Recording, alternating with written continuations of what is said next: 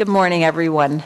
It's great to see you. I'm Ruth Mandel, Director of the Eagleton Institute of Politics, and it's a real pleasure to welcome you to this beautiful location for a roundtable discussion that we've entitled Governor Kean's Commitment to the Arts, His Leadership and Legacy. And I know everyone in the room relates to that title, not only because you were part of it, but because it makes a statement about such an important reality. I do want to note the presence, I'm certainly not going to go around, but I do want to note the presence and welcome John Schreiber, who for the past year, since July of 2011, has been the president and CEO of the New Jersey Performing Arts Center, this beautiful facility. So good to have you. Thanks for being with us. We're proud to be holding today's discussion, which is the latest in a series of programs convened by Eagleton for its Center on the American Governor. We're honored that the person who inspired and guided the development of today's roundtable, Governor Tom Kean, is here to join us in this discussion and to join with you, a remarkable assembly of New Jersey leaders and accomplished members of the arts community. Thank you all for being here this morning.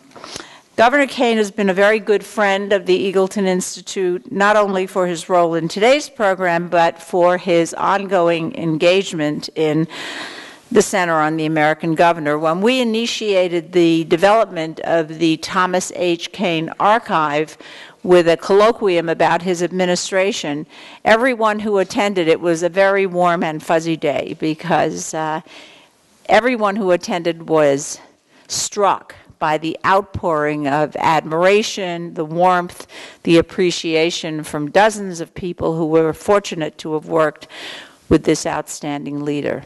So thank you, Governor Kean, for continuing to lead us and to educate us every day.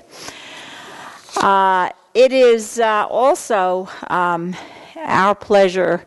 We're not joined by him yet, but I will welcome him, and we'll all get to do that, I hope, in a little while, by another former governor.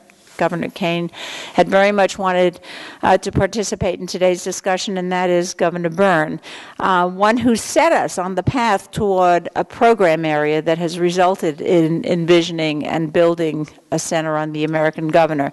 The center has grown from Brendan Byrne's gift of papers, memorabilia, and some initial funding to the Rutgers libraries. That gift coincided with Eagleton's interest in complementing our very long-standing work on state legislatures with a new focus on state executive leadership. I regularly surprise people by telling them that nowhere in this country is there an academic center dedicated to the study of the office of governor. The Eagleton Institute of Politics and Rutgers University aim not only to take care of that problem, and we see it as a problem to take on that role, but to design the center using evolving technologies, including an online archive and a series of video interviews, which allow our virtual center to be useful to people not only in the state but across the country.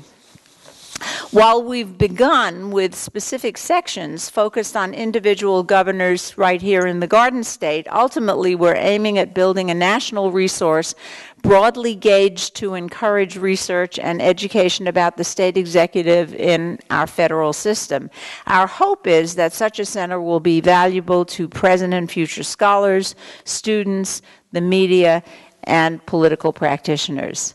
We've recently taken an important step with the establishment of a small grants program that will help to support scholars doing research about governors from a variety of perspectives. At this very moment, we're in the process of awarding 9 grants to academics around the country who responded to our request for proposals to study the topic American Governor, Politics, Policy, Power, and leadership. We're looking forward to learning from and with them as they proceed with these projects under our grants over the next year and a half. It now gives me pleasure to introduce John Weingart, the Associate Director of the Eagleton Institute of Politics, who has been central to every aspect of our ambitious vision for the center and who has provided essential daily leadership for its development. He's going to tell you a bit more about the center and about today's program.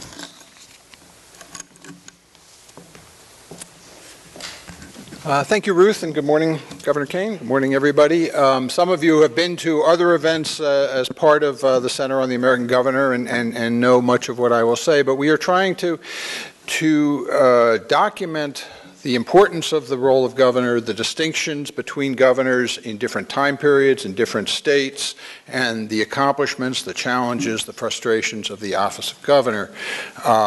We've started with twin focuses, one focusing on Governor Byrne and Governor Kean's administration, and we are just moving into a focus on Governor Florio and Governor Whitman's administrations as well, with a heavy emphasis on New Jersey and taking advantage of our knowledge and our location and the generosity of the former governors and people around them, both in their administration and outside, to try to chronicle the aspects of the administration that are particularly relevant to the office of governor. Not every single thing that happened in the administration, it's not everything about state government, but with a focus on the office of the governor. And so we have compiled individual video recorded interviews with the governors and with many people who were around them.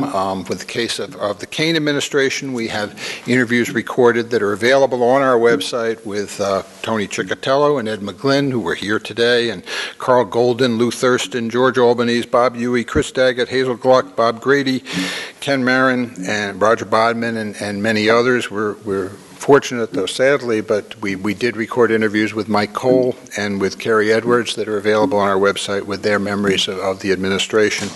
We've also had a number of forums like this one, which are at least as valuable as the individual interviews to help people who were participants in these events, for one thing, stimulate all our memories and maybe have differing memories of exactly what happened and compare and contrast those memories and look for what the lessons are from what happened in the past to today and the future for governing. Because one thing that's been important to us and has been really stressed by both Governor Kean and Governor Byrne and as well as Governors Florio and Whitman is that this is not just to be a museum but to be an archive and something of importance for people who know about and care about government and care about the office of governor and care about the role of government in our society.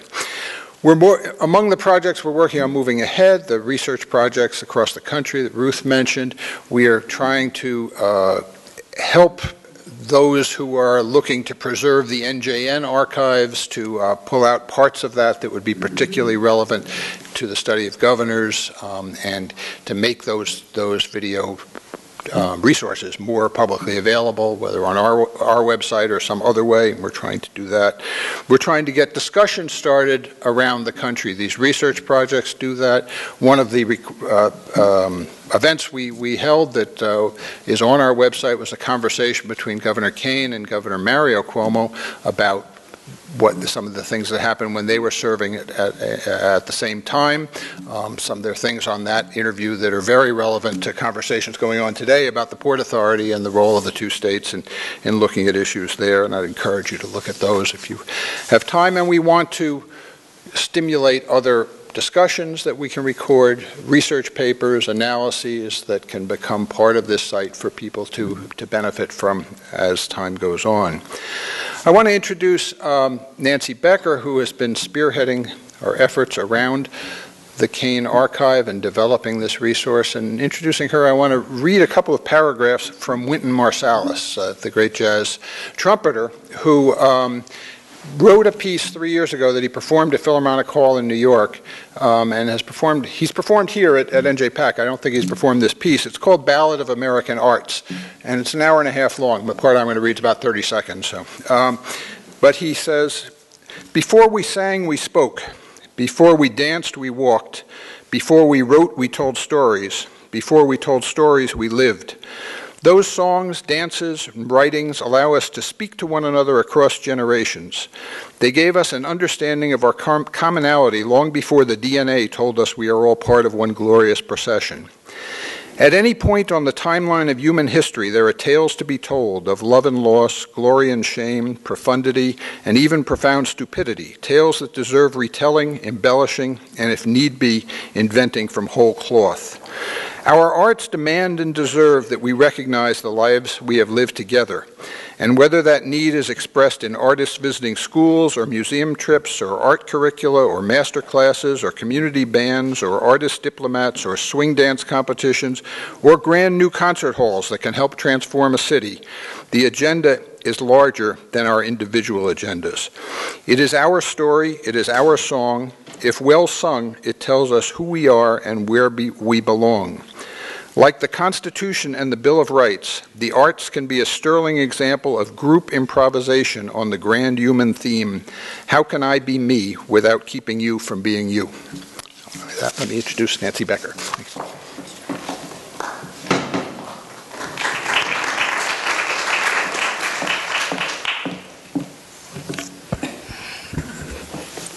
Good morning, and welcome to the New Jersey Performing Arts Center. Good morning, Governor Kean. Good morning, Governor and Mrs. Byrne. Delighted to have you. This building is one of the major landmarks of Governor Kean's administration, both as an enduring physical presence and as a concrete demonstration of his commitment to the arts. The scope, quality, and diversity of its programming and programs makes NJPAC a shining example of his efforts to revitalize our cities through support of the arts. Today's roundtable discussion is the fourth event organized by the Center on the American Governor at Eagleton. And it's to, as John said, it's to recall and review issues and events during the Kean administration. The Kean portion of the Center's study and analysis of the Office of the American Governor is three components. And I'd like to describe each component to you and give you a status report. In terms of archival research, we have a significant amount of material collected from the State Archives in Trenton and other sources, which is identified and posted on our website. We have also begun to photograph documents, pictures, and other memorabilia in Governor Kean's personal office, which we expect to post on the web sometime this summer.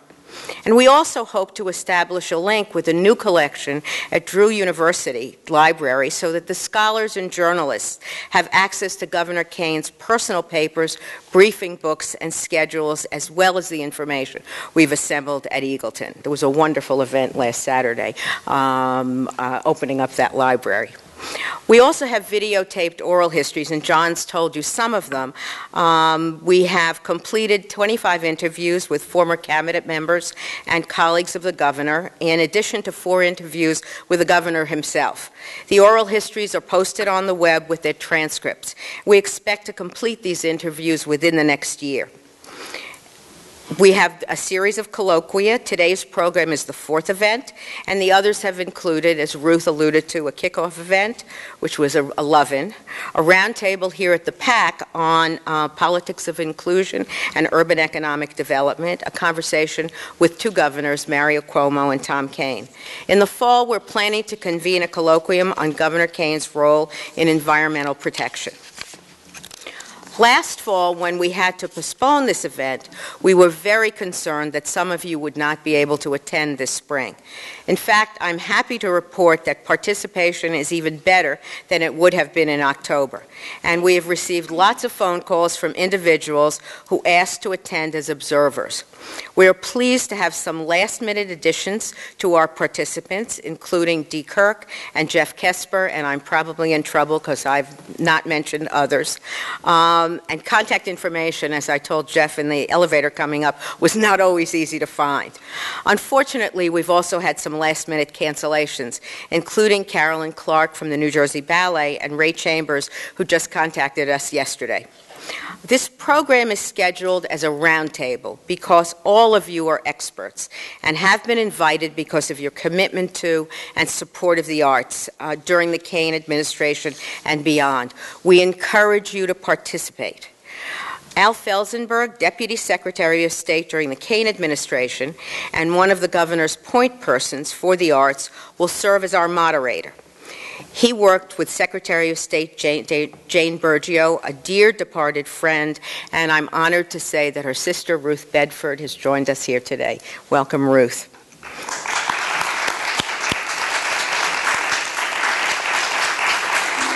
Al is the author of several books, including a biography of Tom Kean. He is currently teaching at several universities and is writing the biography of William F. Buckley, Jr. A more comprehensive biography of Al is included in your materials. Carol Cronheim, John Lynch, Maureen Ogden, Allison Harris, Jane Kenny, Cynthia Cook, and Sharon Harrington will serve as discussion leaders for the topics listed on your agenda. They will kick off the discussion of these topics, but we hope you will share your recollections and experiences as well. Their biographies are included in your materials, and I will not take the time to introduce them individually. In 1986, Governor Kean was quoted by journalist Michael Karp in an article in Horizon magazine. The governor said, quote, We only admire those civilizations that encourage their arts. We don't admire the ones that don't. Vitality in the arts is a sign of a good community and the sign of a good civilization. Karp said, Kean's statement seems hopelessly idealistic. But to Tom Kean, it is a simple article of faith. And during his administration, the arts flourished. When he took office in 1982, funding for the arts was $3 million. When he left office, funding was increased to $23 million. And as we will discuss today, Governor Kean became known as the arts governor not only because of his financial support, but also his commitment and advocacy for the arts. Before I turn to Al to begin our conversation this morning, I would like to review some housekeeping details. Please turn off your cell phones and other devices. This session is being videotaped for the Kean Archive and will be on the website in a few weeks. We need everyone to use his or her microphone, which feeds directly into the audio system. And if you are not speaking into the mic, you might not be heard on camera. In your packets, we have included statements from Carolyn Clark and Alice Gibson, who could not be with us.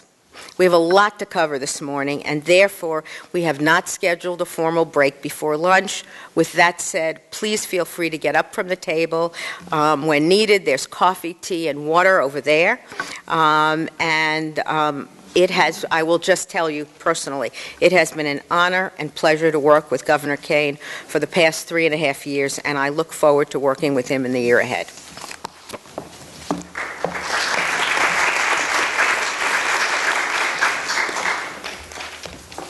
Well, it's great to be here, great to see all of you. Somebody said this has the flavor of a college reunion.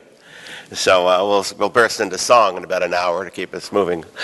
Governor Kean, Governor Byrne, dear friends, I want to start also by recognizing the governor's twin sons, Senator Tom Kean, who just came in, and his brother Reed, who's sitting right behind him. And again, welcome to part 2 of a series of events during we're calling this week of April, Tom Kean Week. So enjoy. Tom Kean came into office with a determination to build pride in the state of New Jersey and a positive identity for it. He ran on that. He often would talk about the artistic treasures we have that very few of our citizens read much about. And he was determined to change that. He talked about New Jersey being the cockpit of the American Revolution. But somehow we didn't have the pride that Virginians have in being the mother of presidents or New England with Freedom Trail when you arrive in Boston. He was determined to change that. Now, let me just say, we had a foundation upon which to build. We didn't create the creativity. It was already here. And we weren't the first administration to be rather generous toward the arts. Governor Byrne was very kind. Governor Hughes, Governor Cahill, and their administrations had their legacies, had their stories to tell. But in terms of what the state was doing, in terms of its plan for its own identity and where it was going, our cultural agencies were really not getting a great deal of everyday attention. Now, Michael Redmond is here, covered us with the Star-Ledger. Maybe some people thought we got too much attention, but we were going to change that, and we certainly did. The cultural agencies, when we walked in, were scattered about state government. They were getting their funding. They were doing their work. Many of it was good work.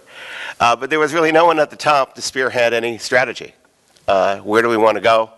How do we want to come out? This is one way the governor organizes. We talked about the 9/11 Commission last week, and his first day, he made a number of decisions, what he wanted said about the commission at the end, and we worked back from an 18-month calendar, which you will remember, having helped me color in some of the boxes on it.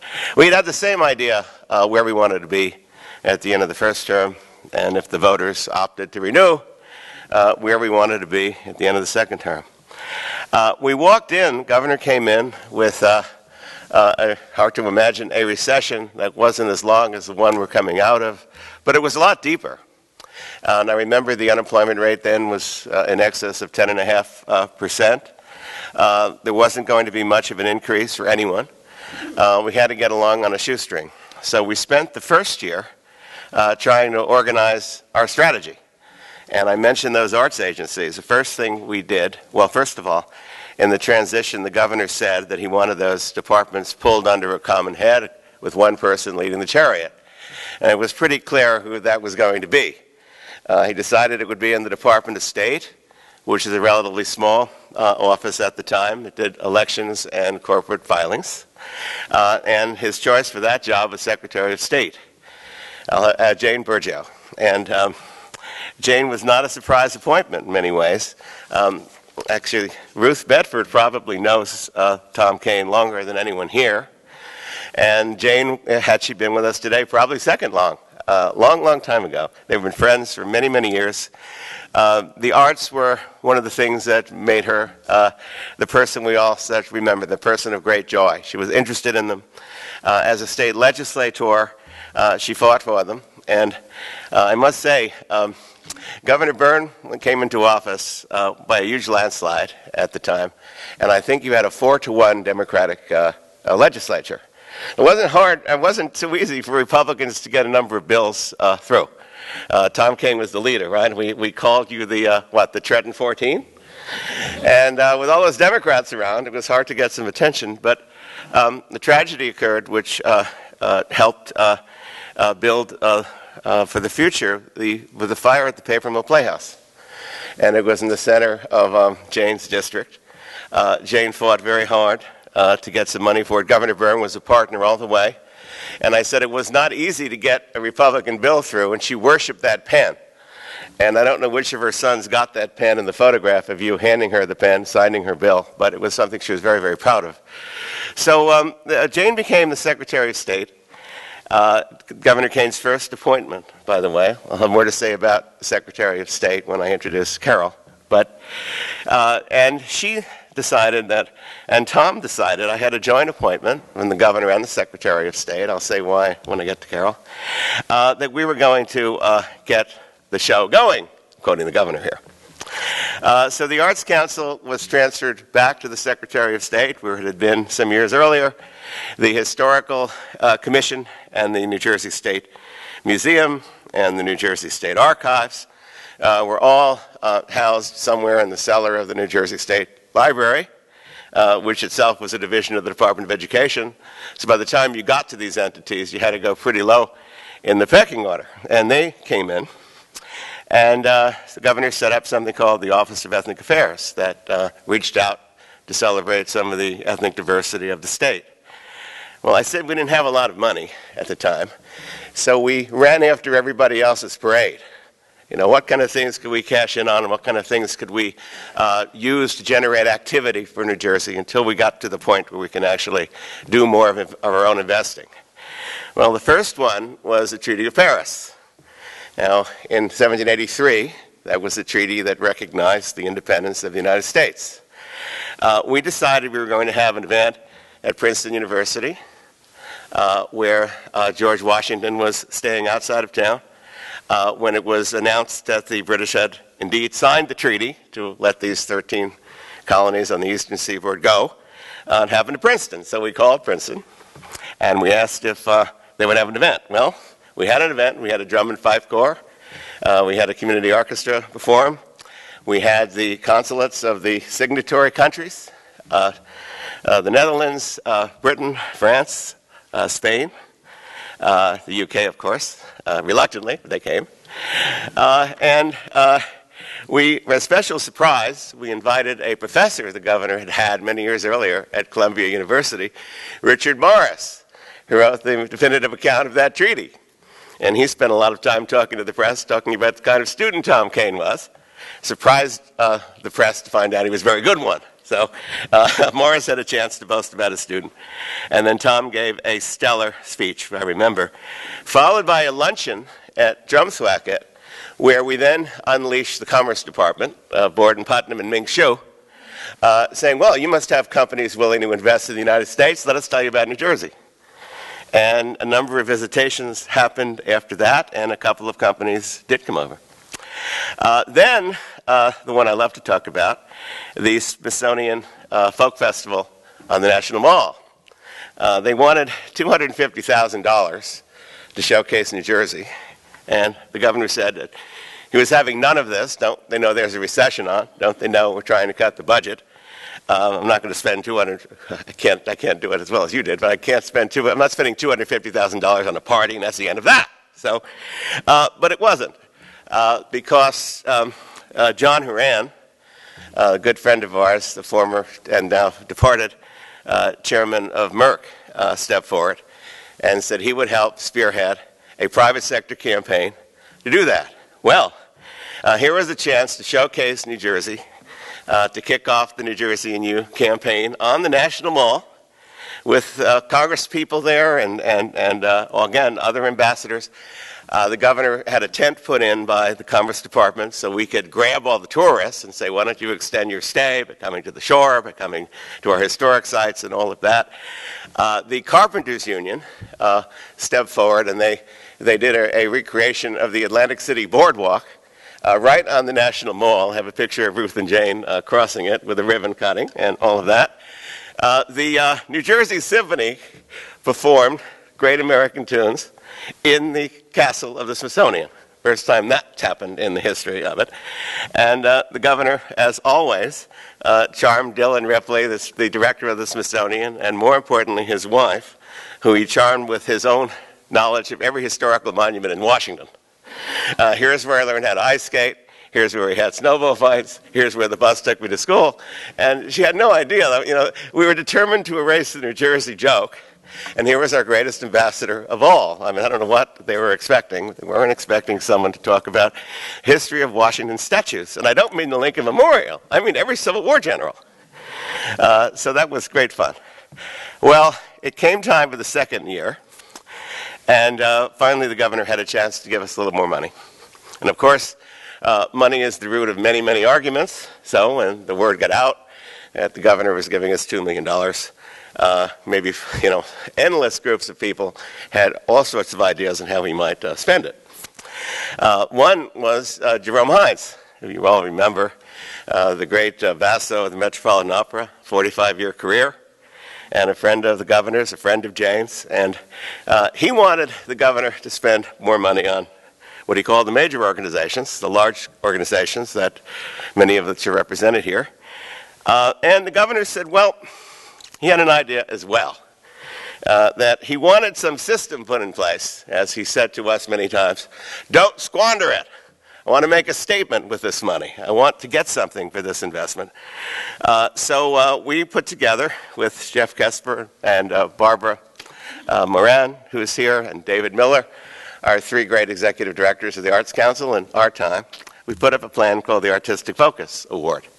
So the governor wanted to be sure that this was reviewed by an independent panel, and that only the best were being funded, and the word was second to none. And he told Hines that you build me organizations second to none, and there'll be more money where that came from. So in other words, you have to work for the money. Just because it's there, we're not going to divide it by the number of people we would like to fund. Well, the money has been mentioned by Nancy. It increased over time. I'm going to stop here because I want to get the discussion going, but I will say that we had some tremendous feats at that time with some of that artistic focus money.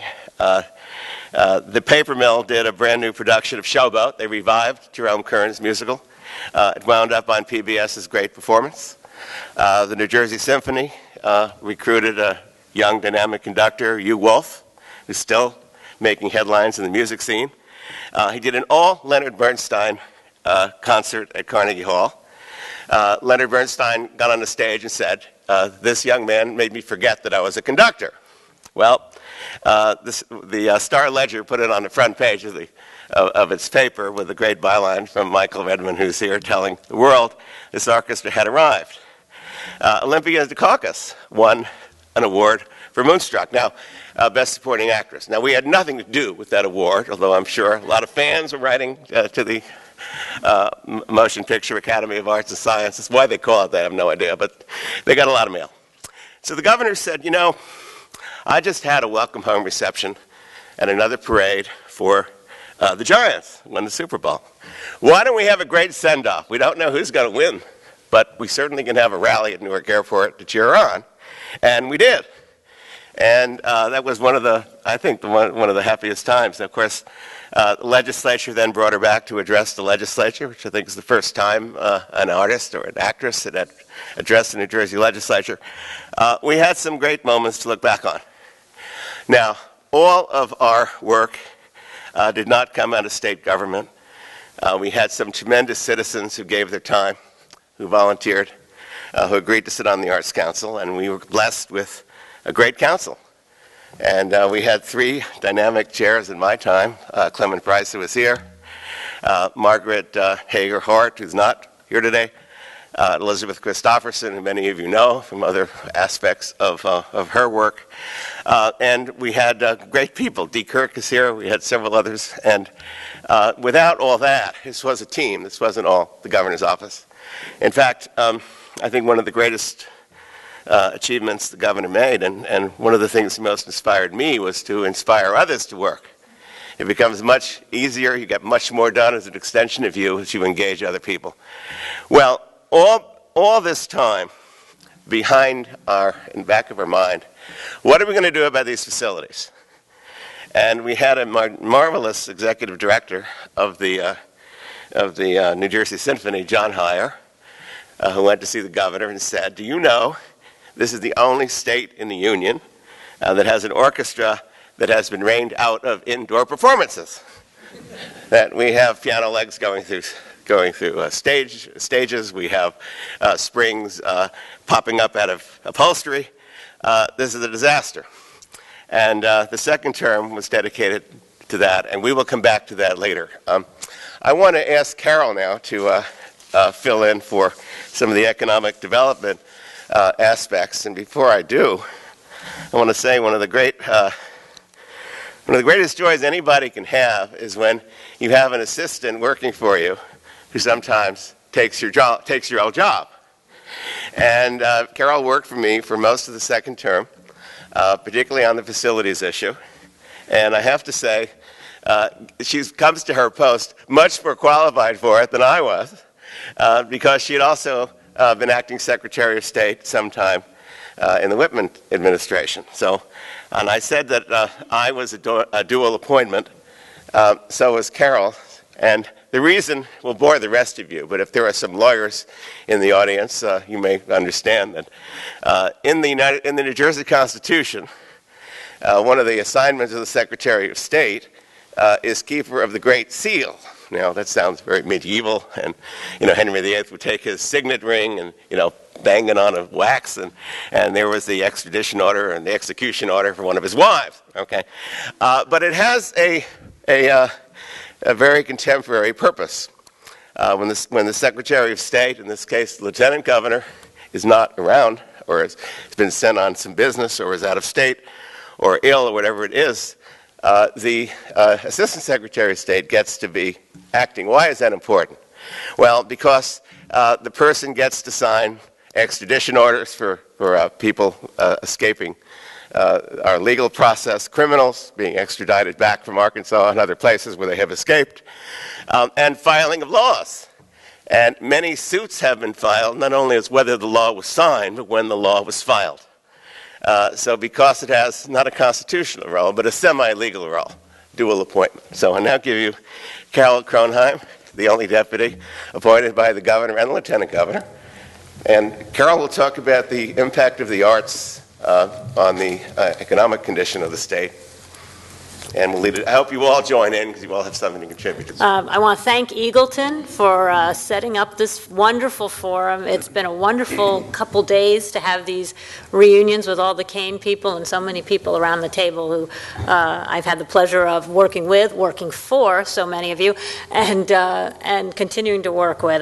And before we launch into our dialogue, I just want to offer a few thoughts to kick us off. We're here to talk about Governor Kean's arts leadership and legacy, and I know that a lot of today's conversation is going to talk about what he did during his administration. But I couldn't let the moment pass without mentioning that Governor Kean has continued to lead us in the cultural community, sometimes quietly, sometimes publicly and in print, and in the following 2 decades plus, he has shown us leadership throughout. And only 2 days ago, Governor Kean said to the assembled crowd of admirers at Drew, "There is no civilized life without the arts." So once again, he was talking about the arts even when it wasn't the topic of conversation, which we appreciate. That segues into discussing the governor's legacy and economic development in the arts. And as I said, he was talking about that as well before anybody else was, even when others didn't necessarily buy into it. Starting in his term, economic data began to be used in relation to the arts, and since then it's blossomed into something of a cottage industry. It's been reported on, studied, updated multiple times in the past 20 years. The 2009 data states that the economic impact of the nonprofit arts in New Jersey is $1.2 billion, generates about $41 million in state tax revenue and 77,000 jobs. And that data was released and taken during a really low point in the economy for the arts. I can tell you 2 years earlier, the state tax return was much, much higher for the arts, and so was the economic impact. As we're about to discuss, the arts play a vital role in downtown revitalization and urban renewal, attracting and expanding businesses, drawing visitors and dollars to our state through cultural tourism, and in general creating vibrant public spaces. Governor Kean recognized these essential truths. He knew there was a creative class and a creative economy before that expression was in vogue. He had created the model of critical mass for cultural institutions in places like New Brunswick, even when they said it wouldn't work. He had said great states need great cities. I'll always remember that. Whenever he was speaking, we'd go down to the outer office to hear him, and he'd always say, great states need great cities. Even as business and people were leaving the cities for the suburbs in New Jersey. And he said, build it and they will come to Newark to see great art, even when others said that they wouldn't. And I think sitting here today, we've all seen how that has turned out and how visionary that view has been. Surely without Governor Kean's leadership, the nonprofit arts would not have had the prominence, professionalism, resources, or organization necessary to play the strong role that they play in today's economy. On a personal note, I'd like to share start off the ball rolling with a first story, which is a first job story, actually, so I think it counts as economic. When I started out in constituent relations right out of college, I was assigned 4 departments to follow: DCA, Human Services, Health, and most fortunately, the Department of State. And what a relief for me with that last department, a classics major.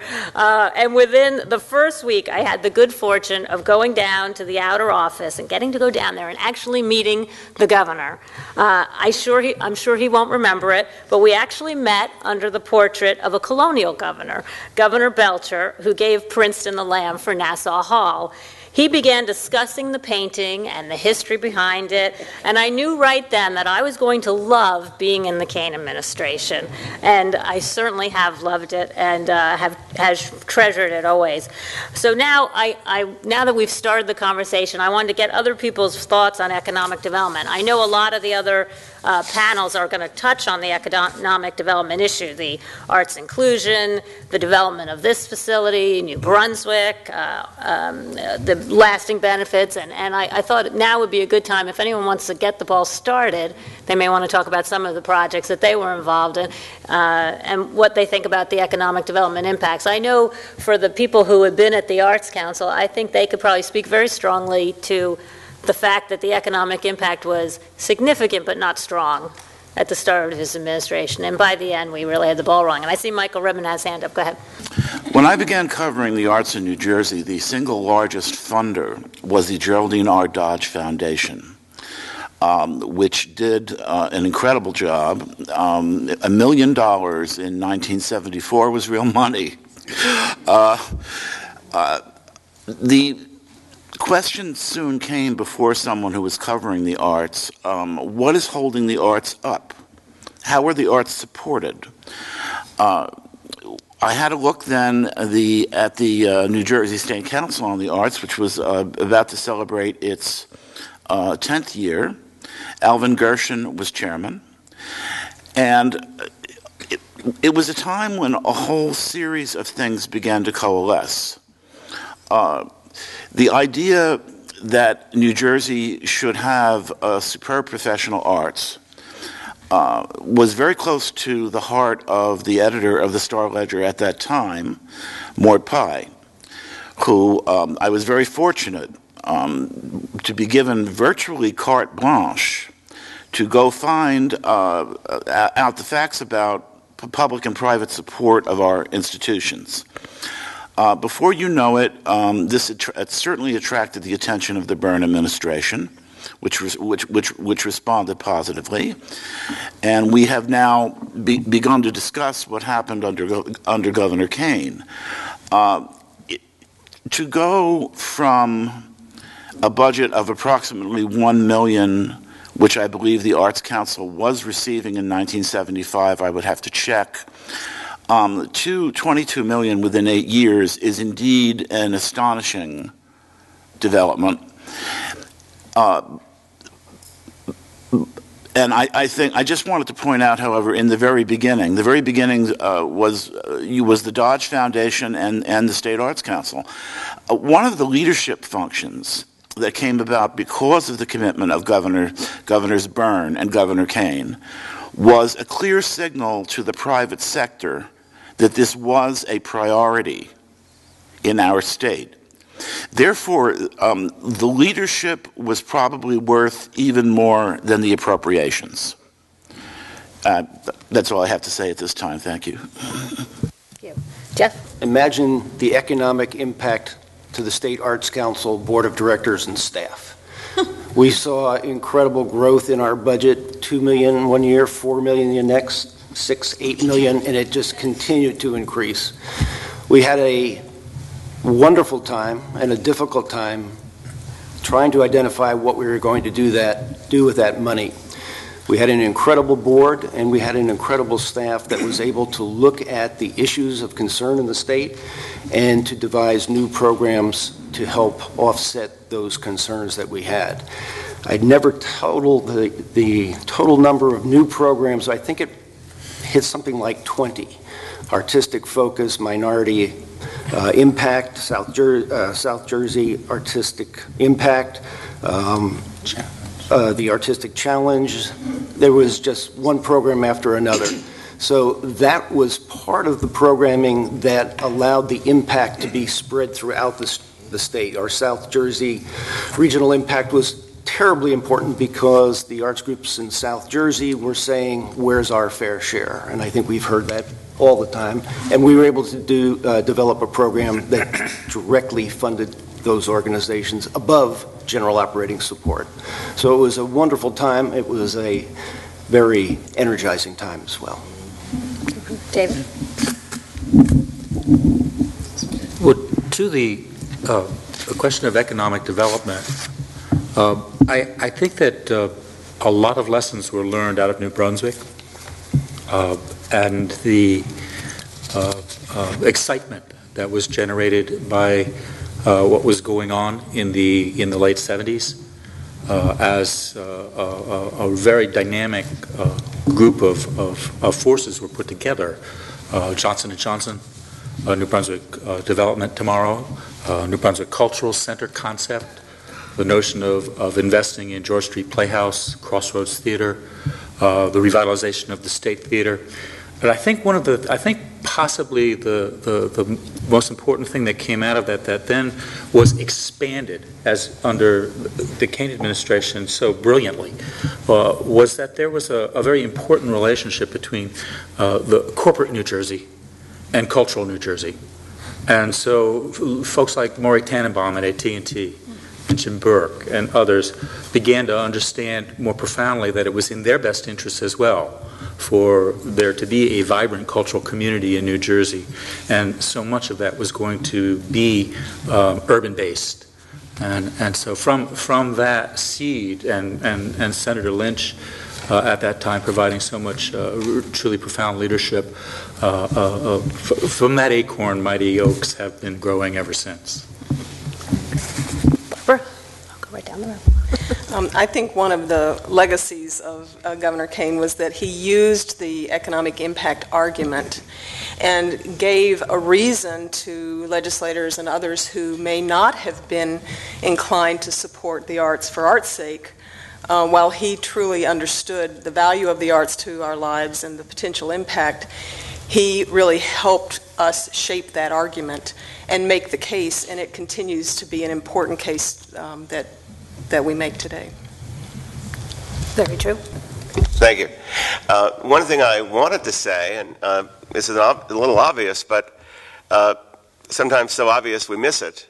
One of the major catalysts for a lot of this was the governor himself. Where the governor spends his time is noted by the corporate community, noted by the press, noted by the artists. The word got out very early that the governor wanted to attend things. And lo and behold, Michael's colleagues, those who covered politics as well as the arts, wound up following him around. So they would find out that Marilyn Horne was going to be dedicating the new concert hall at Rutgers in New Brunswick. The governor would be there. Press corps would come. There would be a break. They would ask questions about the budget.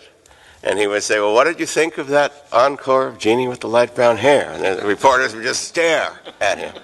So suddenly you had reporters taking arts appreciation courses and music classes and whatever it is to get his attention. And so suddenly the arts began to make the front page of the paper, not just the arts section, because there would be a photograph of the governor talking at a concert hall that needed some help. And he would start mentioning that. So where he spent his time and calls he made, and he'd be saying to certain CEOs, they would start coming out too. I haven't seen you at the latest event. So suddenly the CEOs would start coming to things, not only sending the lower echelons who would take the tables, but because they wanted to be good corporate citizens, but the chairman would come and talk to the governor. So I can't overemphasize that, particularly when money was scarce and everyone was counting their dollars. Tony. Back in 1977, when we were running for the primary, we were putting out white papers, basically, when Tom was running against several Republican candidates, Ray Bateman in particular, but we put out different white papers on issues. And the last one, he said to me, I want to put one out on the arts. I said, what? I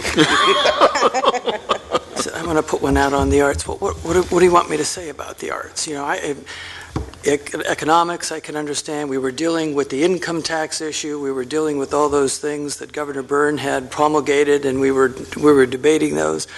Environment, we had all these, but he wanted to put one out on the arts. We put one out on the arts. You would not have believed how much coverage we got. It just was all over the papers. And he said, see, I told you. We put one out on crime, nothing. Put one out on the arts, they were writing about it for weeks. It's just, but it was part of who he was. It was part of his leadership. He's the one individual. My love of opera, when I came to New Jersey, he took me to New Jersey Symphony Hall to hear Placido Domingo and Birgit Nilsson sing Turandot. And I mean, it was just part of who he was. And he took that. And I do think Senator Lynch was, what was going on in New Brunswick was part of it, but it was part of his being, of what he was. He went to Columbia University and he lived in, I don't know, it was Needle Point, whatever they called it. Why? Because he wanted to be close to the Metropolitan Opera. So he would schlep all the way back and forth just because he wanted to be close. It was part of who he was. And it got down into when he had the time. He first had to put all these other issues in place when he was governor, and he had a lot to do in what he wanted to do in education environment and the economy. But when he had the time and when he felt the state was ready, then he started moving into the arts, and it became a big part of who he was and why you have this here. Just a little background, you know, I ran in the middle of the worst recession since the Great Depression. And the issue really in the campaign became jobs and how one could create jobs in 1981. And so everything I talked about had to fit into that framework.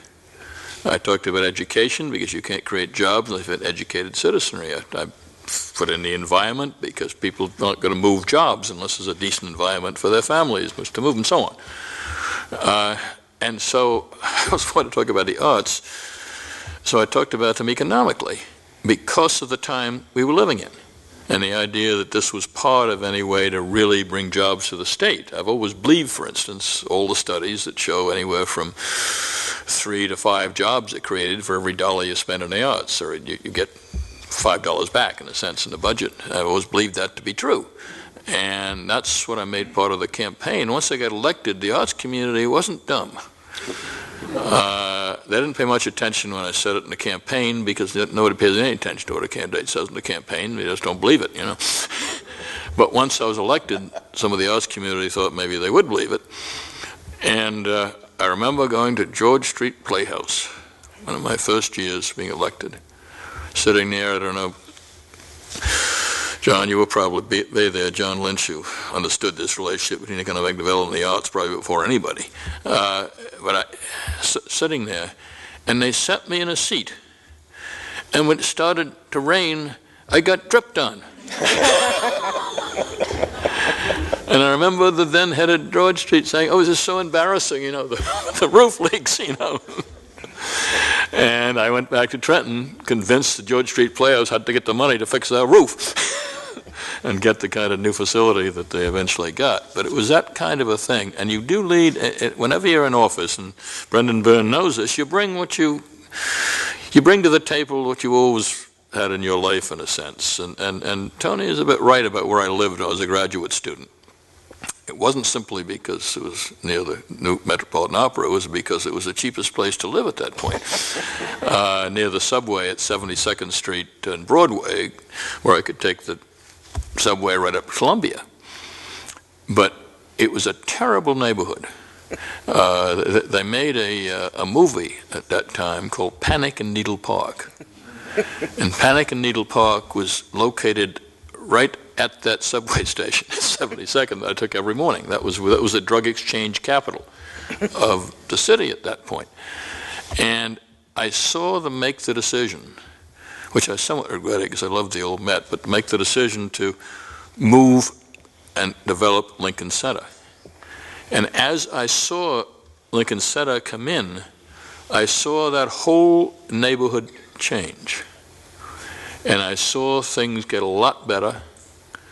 In most ways, my rent doubled. But other than that, I saw the stores, I saw the restaurants, I saw the neighborhood revive, I saw the prostitutes and drug dealers move out. And I realized the fact that the arts are a wonderful tool for economic development. And so beyond, that was where I got the idea, frankly, that you could build an arts center in Newark and use it and sell it to the legislature for economic development. Or you could work with John Lynch in New Brunswick to develop the arts as a thing for economic development. So this comes out of your experiences, out of your life, what you do, and the work in the arts came not only out of a deep love in the arts, for the arts, which I've always had, but also about the idea and as we got into the New Jersey and You campaign, there was also a way to really enhance the state. And if you'd build a great arts community, if you could have tremendous institutions, if people recognize the jewel that the Newark Museum is, if you could build a symphony into an orchestra that was nationally recognized, if you could build a great arts center in the state's leading city, that this would benefit the state around the country, not only economic development, but change a reputation that hadn't been the best. And so all of this came together, and I do remember, I don't forget any of them are here from the Treasury, but I remember Rich Keevy and Mike McKiddish and people who then worked in the Treasury for me used to come in. We were always doing the budgets, and always come in with, they knew they do something, so there'd be a minimal increase for the arts. We get all through the budget, and it became almost a joke. They sort of look at me and say, "What changes do you want, Governor?" And I'd say, "Well, you might double that arts appropriation." Yeah, Ed McGlynn has some background on that. Go ahead, Ed. Yeah. I follow up with a budget story. I had the privilege of being Deputy Chief of Staff during the first term and Chief of Staff from 1985 through 1990. And the holidays were always a very busy time of year because we had the State of the State address coming up. We had the budget message coming up. And we used to have budget meetings where we would sit in the governor's then cabinet room. He would be at the head of the desk, and I would be on the right. Chief of Policy and Planning, Chief Counsel, our Cabinet Secretary, Jane, would participate, and all of the budget people would sit across from us. And I can't remember exactly what year it was, but it was a little bit of a tough budget year. And so these meetings went on and on and on. So all of the budget people are sitting on one side, and the governor, as he normally did, had his leg crossed in the high-back chair and was sitting there listening to everything. And we talked about education, how funding here, funding there, and all of a sudden, somebody from the budget office, who had not dealt with the governor very often, looked at him and said, "Could you please tell me what idiot has dedicated $21 million to the Arts Council?" Now, I'm sitting next to him. I start to lose it. And the governor, being the gentleman that he is, and we've all dealt with him, just kind of sat back in his chair and looked at this poor guy and said, I did. Yeah, on the one hand, so we had a running joke in the Secretary of State's office too, because on the one hand, the Secretary is supposed to be the advocate for the arts. On the other hand, a dutiful cabinet officer does not want to come in less than where the governor was, and then she looks stingy and everyone went to daddy, right? Or the opposite, to come in more than he wanted and not only have an issue with him, but then find it cut and all that. So we had to work with the targets that Rick Keevy and Dick Staniford set, but we also always leave the arts thing blank. And then she would do her own lobbying, which was great fun. And what she loved being the advocate for the arts, she also was a former legislator. So when Jane passed, the Star-Ledger called for a comment, and I said she was Tom Kean's secret weapon. And they asked Tom, what was so secret about it? Well, he said, well, she was a former legislator, and everybody loved her. And so she would stay late sometimes and say, what's going on with the budget and what's going on with this and that? And he would tell her and she would say, well, you mind if I put my little hand in? And then she would go and sit next to somebody, and that would be that for a while. So we had a very good team. And the idea that a cabinet officer would send the budget office, no recommendation while she would discuss it with the governor was I think, unparalleled. Maybe the governor has something to add on that. I don't know, but you make a call. If Jane was, I think John Lynch remembers this. Okay. Jane was a secret weapon because not all the legislators had my feeling about the arts. In fact, a number of them felt very strongly the other way, and this was a crazy idea that was wasting a lot of money every year, and would have been loved. It was a Democratic legislature in both houses my first 4 years, and the Senate for an entire 8 years. So it wasn't anything you were going to do politically. It was people had to be convinced, and luckily we had wonderful allies like Senator Lynch, but beyond that, and some others. But Jane. It was very hard to say no to. Everybody thought, well, that is such a soft person, really. Well, she wasn't soft when she needed or wanted something. And she would charm the pants off them if that worked. If not, she'd work other ways. But she was enormously effective working a Democratic legislature, particularly in the state assembly where we didn't have as many allies, I don't think, on the arts. But she was enormously effective in making sure those appropriations stayed where we originally put them. A little bit of context, because maybe anyway. Yes. When I became governor, we had a budget for the Council of the Arts. After the first year, my first year as governor, I had a tremendous time with balancing that budget. Dick Leone was my state treasurer. He told me that we had to cut every item in the budget, 10%. I did say to Dick Leone, we're not cutting the Council of the Arts budget. It's the only thing in the whole budget we did not cut, the Council of the Arts. Well, that was peanuts. I mean, the whole Council of the Arts was peanuts. I spent a couple of years trying to get enough money to balance the budget. I proposed a state income tax. And it took me a good 2 years and some appointments to the Supreme Court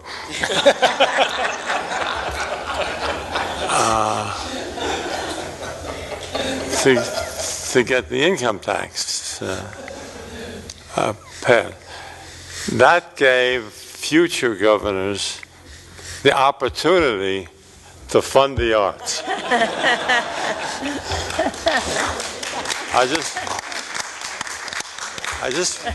I'm not taking anything away from this guy.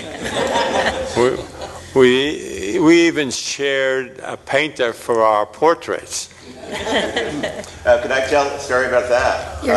I want Penelope to speak, but it goes right on the end of this because Carol talked about Governor Belcher's portrait. And I think it was under Governor Whitman that we had a chance to redo all the portraits. But after, and Governor Byrne just mentioned that you had the same artist do you and do Governor Kean. And I remember when when Governor Florio asked us back to dedicate Governor Kean's portrait, you came down, you were very nice to come down, and you were asked to speak.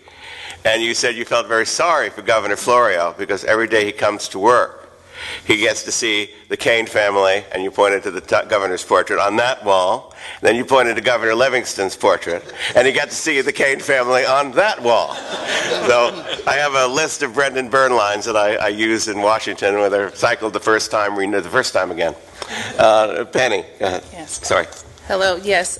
I would just like to talk from the perspective of an educator and a volunteer for the arts. First to say that because of the breakthroughs with the Kean administration and certainly on the local level in New Brunswick with the leadership of John Lynch, I had an opportunity to be a better educator, which hopefully I'll be able to talk about when we get to that section, in terms of what the arts did to enhance the quality of life and the quality of what we were able to do in schools throughout the state. But I'd like to bring it back to New Brunswick and the leadership and this companion leadership of Tom Kean and John Lynch, because at the beginning of this route, New Brunswick was a recovering city. And all of the arts organizations were operating in depressed conditions. And it was the vision of John Lynch that made a difference for us. And it was indeed economic development. I remember a meeting that scared me to death because Senator Lynch, who was also our mayor, called me to his office to say that he had some UDAG money that was coming to New Brunswick and that he wanted to include the Crossroads Theater Company in that plan. And so I, as the chair of that board at that time, needed to get the board ready to make a move. Now, we were, if the raindrops at George Street were uncomfortable, people were particularly uncomfortable coming up the rickety stairs of Crossroads. And then when we had our musicals, which were very lively, many people wondered if their life was going to lead them before that last dance was over. But what I would most particularly like to say is that I don't want us to underestimate what the support of the arts, and particularly of one arts organization, did for this state and for the national scene, and that's Crossroads Theater Company. When two Rutgers University graduates graduated and discovered that their opportunities for employment in the arts were going to be limited on the national level, they decided to anchor into New Brunswick. And Ricardo Kahn and Lee Richardson created Crossroads Theater Company. Now, what emerged from that was that there was not a dedicated place for the canon of black literature that was in the theater to be consistently shown. And when John Lynch had the grace and the enlightenment to say that he was going to build a building, this was the first time in the continental United States that a brand new building was built for an African American theater. The first time. So we made history quietly. I don't even know if John realized that. And then this company went on through many years of struggle and wonderful support from the leadership of the Arts Council and advocates for the arts and corporations, particularly Johnson & Johnson and all the corporations in Middlesex County, I might say, to be the first African-American theater company to win the Tony Award. But what also happened was that every African-American in the nation who was interested even a little bit in the arts was reading about Crossroads Theater Company through the African-American publications, where the arts would have never been noted in this way, and certainly not a small city in the state of New Jersey. And so I want to make sure that we particularize and commemorate that leadership within a particular community, because it speaks everything about educating people to a broader understanding, blacks, whites, Latinos, everyone, and also about inclusion of the arts across, and the diversity of the arts across this nation. Thank you.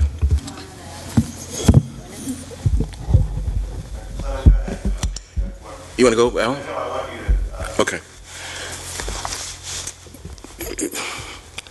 There's enough distance between this time and Governor Kean's time for us to be very clear on how transformative a moment the Kean years were. In the generation after the end of World War II, New Jersey was transformed from the most urban state in the Union to the most suburban. That is a shift that we're still recovering from.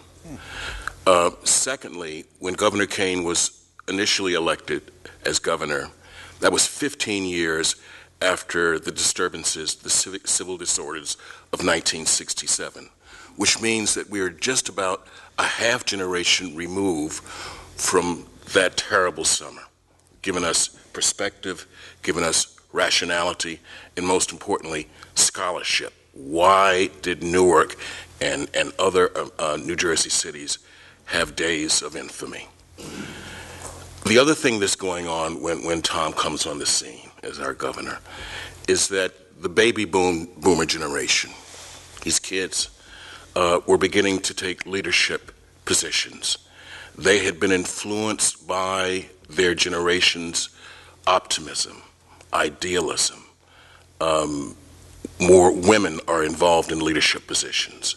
And I believe Governor Kean saw all of that because it was so obvious. We were all so young, and we were in leadership positions. The other thing, and I made a note of this, the unvarnished contempt for cities and people who lived in cities was no longer considered cool.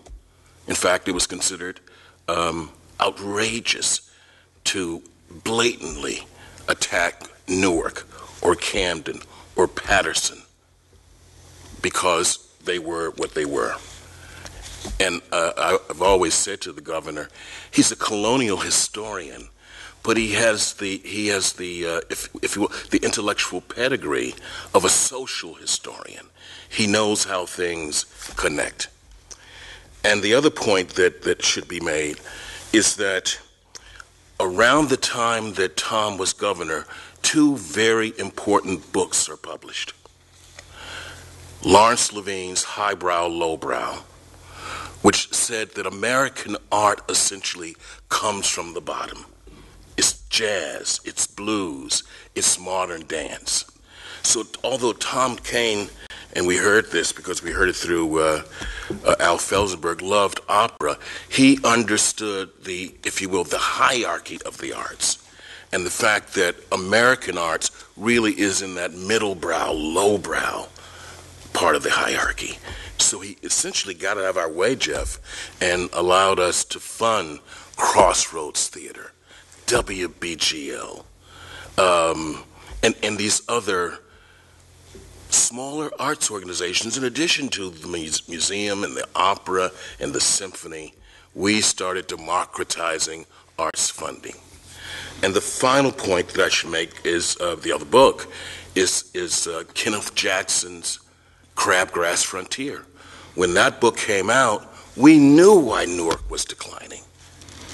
We stopped blaming Newark's decline on black people and started looking at federal policy in housing, in transportation, in real estate. So the beauty of the Kean years, from my perspective, as a beneficiary, I might just add I was appointed to the Arts Council by Governor Byrne, and I got a call one day, I've said this to Jeff over the years, a call from Governor Kean. I thought he was going to say, Clem, thanks, but no thanks. And he said, Dr. Price, I would be honored if you would continue to serve as chair of the Arts Council. I was a registered Democrat getting a call from Governor Kean. That call is the call of my life because it ratcheted up my own commitment to public service at a very high level and above the fray of New Jersey partisan politics. Clement also sat on the board of the New Jersey Historical Commission, which we should say a few things about. And the program was established, I guess, by Mildred Barry Garvin to promote African American historical contributions to the state of New Jersey. And I remember going the governor's first or second year, Professor Blassingame was given the award, and Governor Kean gave an extraordinary speech about the great sense of patriotism in the African American community. And he said, with all the suffering and all the problems, this is one community the enemies of America were never able to infiltrate. And that always stuck with me. And he went every year, if I recall. And on Crossroads, I had the great honor of going with the governor one night to their Porgy and Bess production. They also did a series of symposia around the state on what does it mean to have a New York Jewish composer of an all-black opera and what it meant for the city of Charleston and at that time, and how it was received on Broadway, and again, work for black artists in that at a time where there were very few of them. So there are many memories you just brought back that are very formative experiences to me. Penny has given us a chance to move on to facilities. Go ahead, Governor, please. I see Tiz Christopherson, who's chairman of the Arts Council. Tiz, could we find a place at the table here so she can join us up here? As Tiz joins us, I want to correct something I said. I said that we had 3 dynamic chairs of the Arts Council in my time. We certainly did, and 2 of them are here.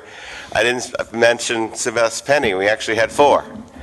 And Celeste, another old friend of the governor, and of Maureen Ogden, so we'll hear from a little bit, I met when she was a curator or a docent at the Newark Museum, and knew more about American art than anyone I studied it with in college, and I took a lot of art history, so I'm sorry she couldn't be with us today.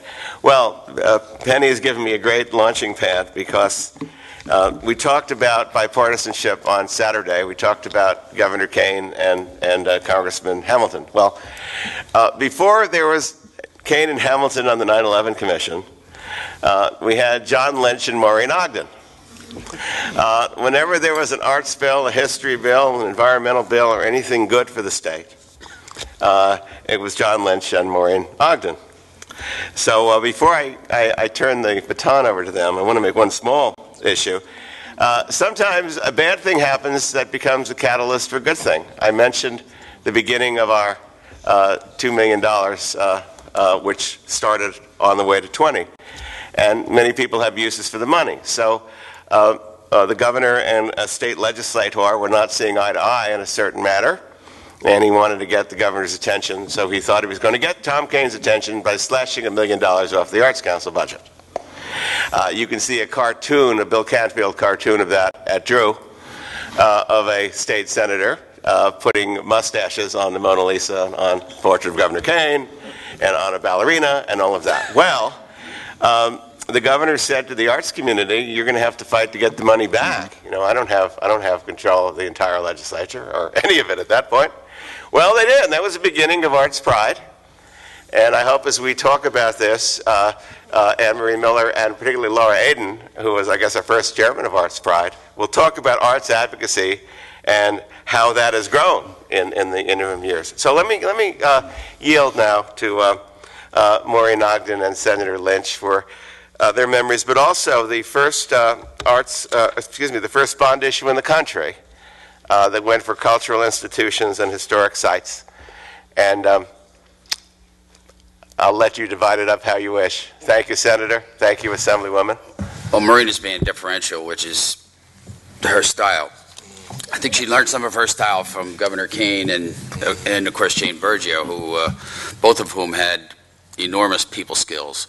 And something I tried to learn, not very well, that you get a lot more when you have a lot of patience and you're willing to tolerate people and such. And the governor has enormous skill set in that regard, and that's why he was able to accomplish so much bipartisanship, not only in the Assembly, in his stewardship as governor, and of course at Drew University. And, you know, academic politics can be more dicey than governmental politics, as some of us learned because of the presence of universities in and around their communities.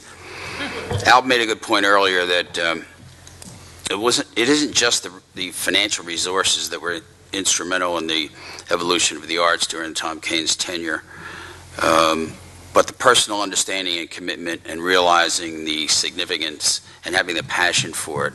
I dare say in his landslide victory of 1981, that the arts community was an extremely significant component of the difference, which the governor and it plays into the bond issue, because the governor understood that there was a large constituency in the arts communities throughout the state. Big mailing lists. Today it's other than mailing lists. The world has changed. Vocal, intelligent, dedicated people. And they had the capability of mobilizing around an issue, an interest, a candidate, etc., if harnessed correctly, which the governor taught me when we were doing the bond issue. And when Some of you may recall the arts community had gathered for rallies in Trenton, and I think the most infamous one was in June of 1986, led by none other than Jerry Hines. And it got a little bit vocal, and Jerry made a few remarks that maybe he wanted to take back later. I'm not sure about that.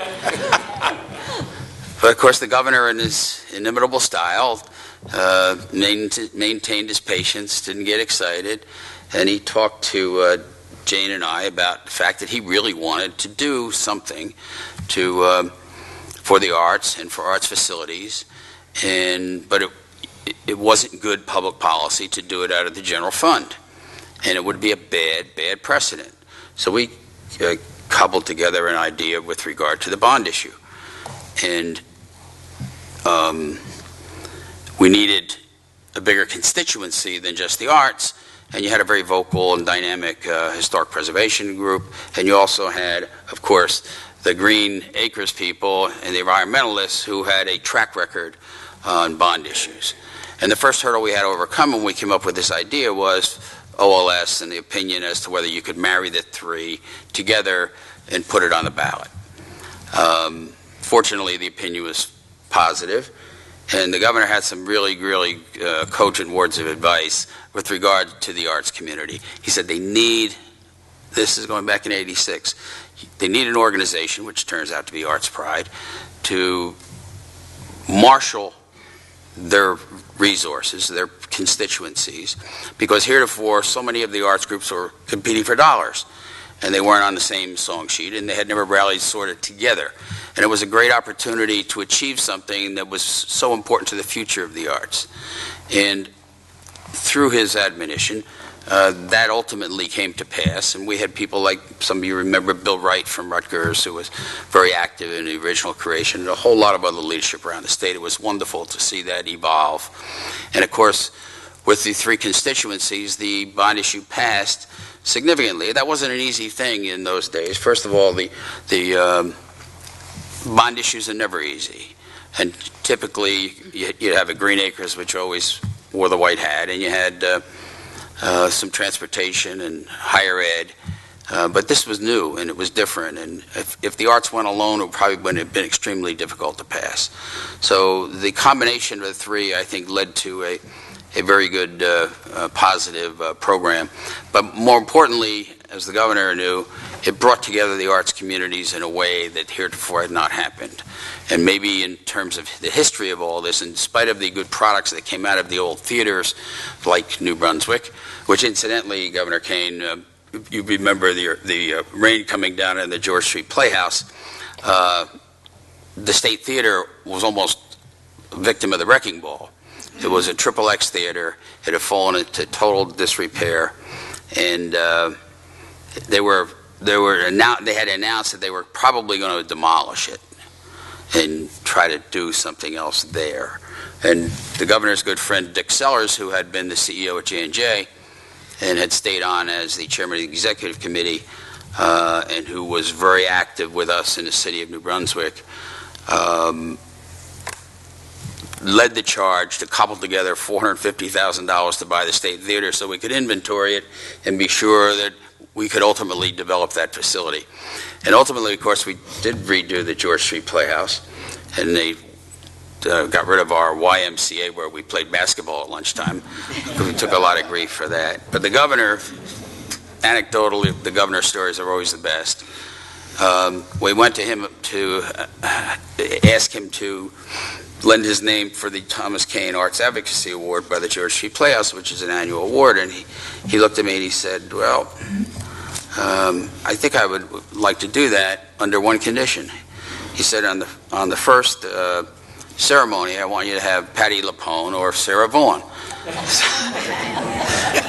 And fortunately, we were able to get Patti LuPone, and we got Sarah Vaughan the next year or the following year. So he became a regular, and he's done a magnificent job. And with the point Al made earlier is probably the most important point of all, and that is everybody senses the governor's commitment to the arts and his understanding of the arts and his passion for the arts. And that translated into something very significant for us in New Brunswick. It's better to be lucky than good.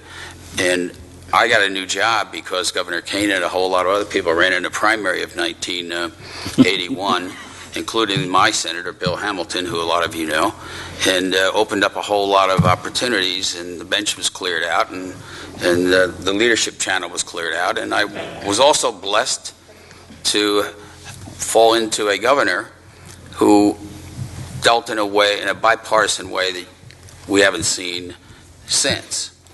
And people say that can't be done again. I suspect that Tom Kean could still do that. I really do. And so anyhow, that being said, I'm going to turn it over to the other person who I was blessed to be working with and who gave me a lot of credibility over the years, Maureen, my partner. There it goes. Okay, Chris, sorry. Thank you very much, John. I said to John earlier, I said, John, you really have to go first. I mean, you've always gone first in our relationship. And even though I'm the woman, you were the senator and you were the president of the Senate. And actually, when our bipartisan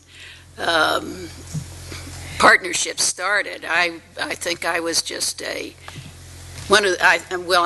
was one of the newest members of the assembly. I was a total freshman, and here I was having this working relationship with the president of the Senate, who was of the opposite party. But over the years, it enabled us to accomplish a lot of wonderful things. The first was the Herculean task of the Freshwater Wetlands Protection Act, but that's not why I'm here today, obviously, to talk about. But the bond issue. I had come to the bond issue in a slightly different way. The arts I had always been very certainly supportive of.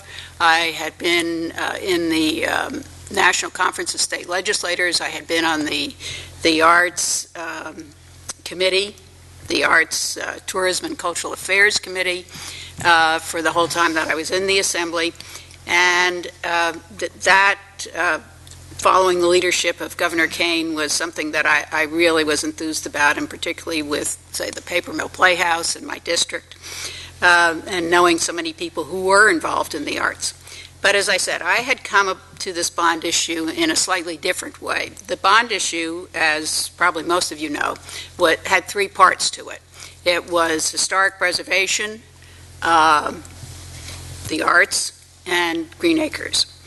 Rod Frelinghuysen and I think around the same time, read an article in the New Jersey Monthly Magazine, which was entitled "A State in Ruins."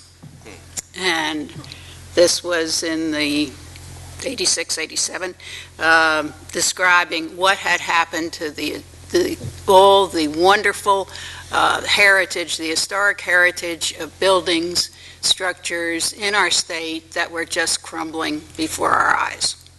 And what was to be done? They didn't have any money. So the two of us, Rod and I, we actually used to sit fairly close to each other in the caucus. We had similar ideas about issues, so we were compatible. And we decided that we would, in response to this, hold a hearing of our two committees.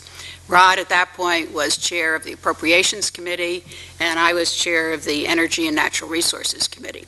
And we invited all the historic preservation groups throughout the state to come and give testimony and talk about what was to be done, what kind of strong response could we craft to this article. And the result was that we decided we should have a bond issue, and we started out with, well, still ended up with $25 million for historic preservation. Of course, at the same time, John Lynch and the governor were thinking about the cultural centers, and they needed certainly as much money as historic preservation, ended up more, $40 million. And then I remember having a meeting with Governor Kean, and he said, well, you know, these are very worthy initiatives, but the voters aren't used to voting for historic preservation in the arts for capital dollars. You really need something else to pull them together and give them a sense of comfort, and that is green acres. So we rounded the whole bond issue out to $100 million, with 25 for the historic preservation, 35 for green acres, and 40 for the cultural centers. And that was a wonderful coalition that worked together. The slogan was "Save Our Best for Tomorrow," and we had pamphlets that we put out, and all the various organizations distributed the pamphlets and actively campaigned, something that I don't think many of them had done before. And we ended up victorious. It was 2-1 passed, and this was a national first. And this committee that I mentioned before that I was on for the arts on a national basis, they were just incredulous that we could do something like that in New Jersey. I mean, they were also incredulous that we had a governor who would increase the funding for the arts from 3 to, I think, 23 million. How could we be so fortunate in New Jersey to have such enlightened leadership? Well, there were many other things beyond the bond issue that we did in the legislature to support the governor's initiatives and the arts. But it really was the governor as an individual who cared so much about the arts. And when I was looking through some of my papers, I came upon a report on the National Arts Convention that occurred just at the end of his second term in '88. And he was quoted as saying, "If food and shelter give us life, art gives us something to live for." We were so blessed to have a governor who thought in that fashion, and not only could inspire us by his words, but also was willing to take concrete action and in a legislative fashion to make all this come to pass. So, Tom, you were a leader who was really critical in shaping the arts, and as a result of your two wonderful terms, it became a flourishing and vibrant community, which was the envy of the other 49 states in our country. So thank you to you. I want to turn this over to 3 people who then lived for a long time trying to, well, hopefully we'll live many more years, but spent many years trying to implement that bond issue. And before I do, I should mention Francis Pinjon, who's another friend of the governor and a great friend of history, tried to create and did create an activist movement among the historical community to pass that bond issue. And it's not every day you hear a Republican administration say good things about organized labor, and I'm going to do it now. John Heyer, who I mentioned earlier, managed to go to the Musicians Union and ask them, this is, if we pass this bond issue, this is work for carpenters, this is work for the rest of the parent union. So the governor called Charlie Marciati, who was the head of the state AFL-CIO, and many of you knew him. He worked with the governor on many other issues. He came to the rally. And organized labor made this one of the things upon which they evaluated candidates they were going to endorse, whether they were for or against the bond issue that year.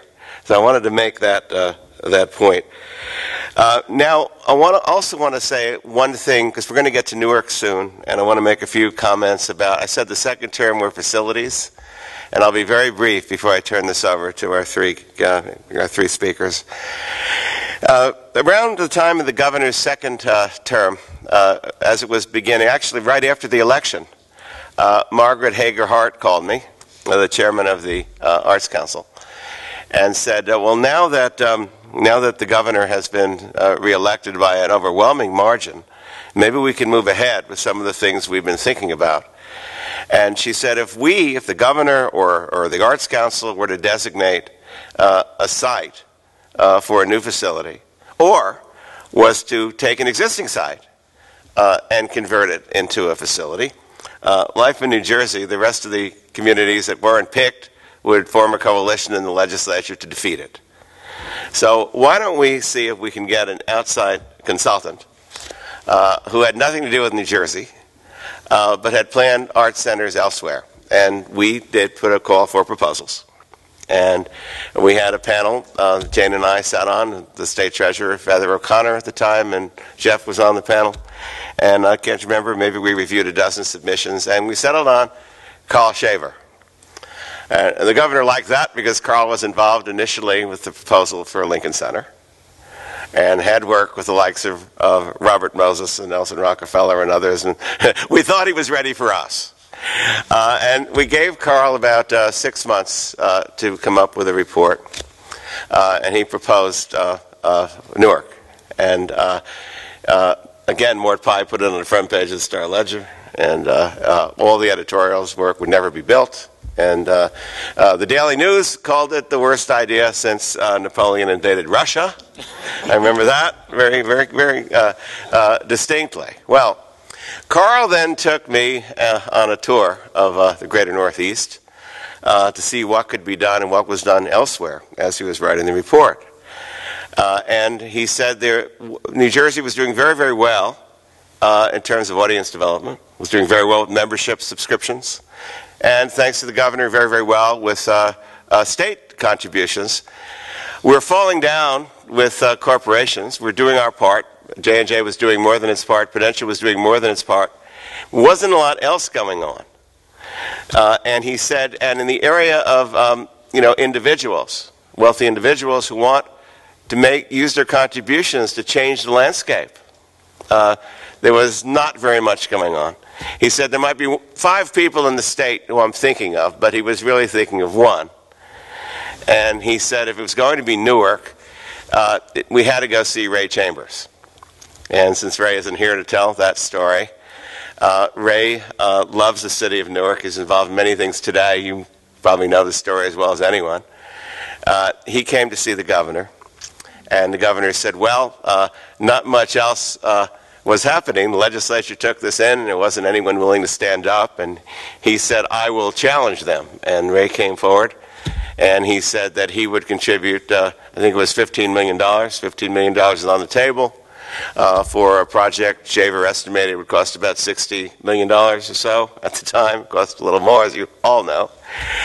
If the legislature would do its part, that we have to have some kind of a matching system going on.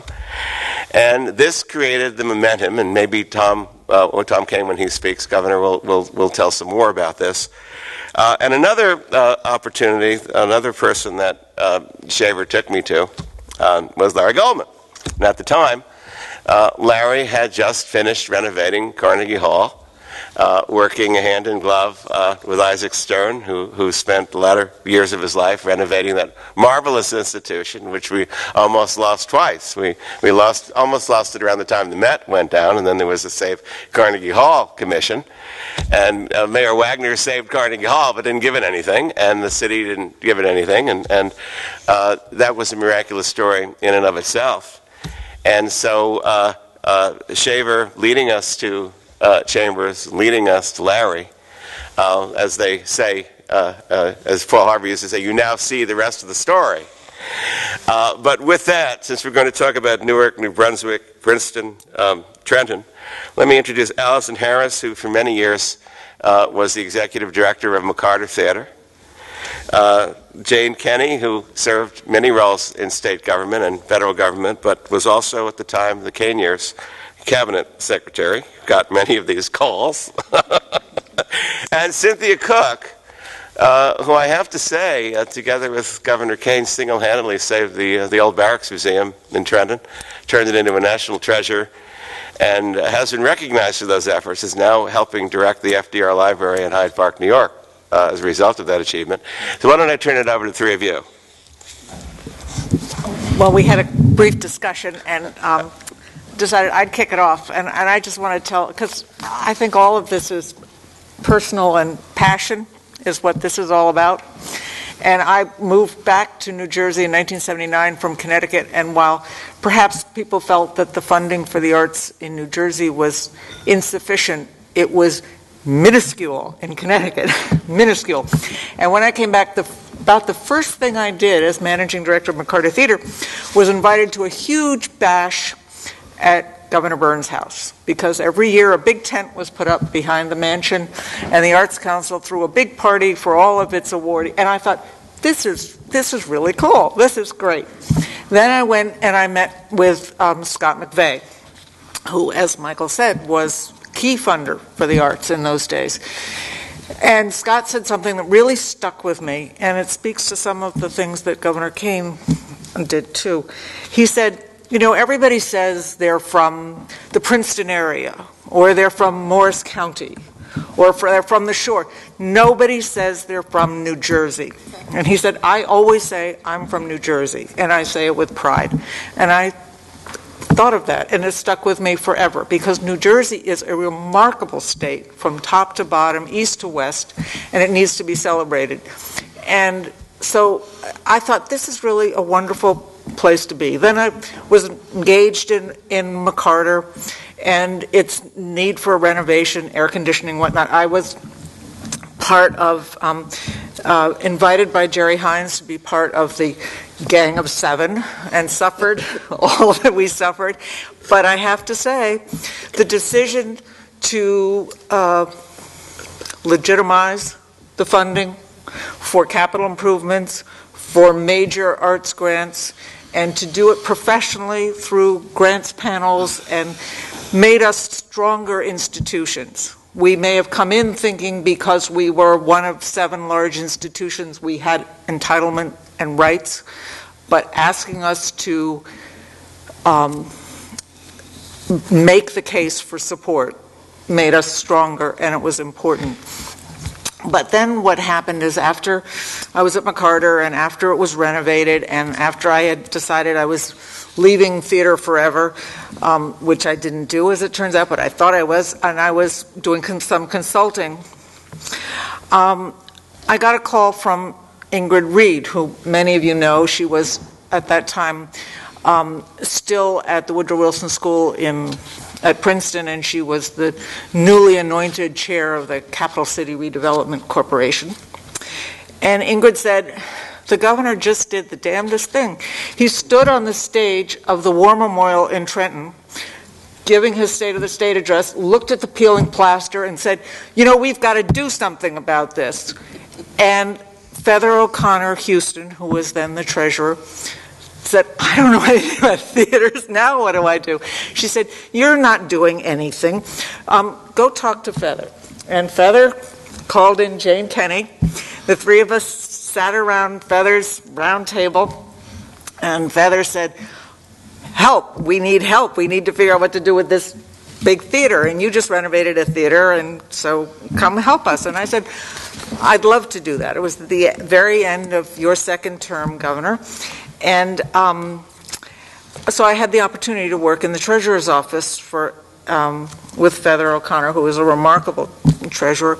But she also taught me something that was terribly important about Governor Kean.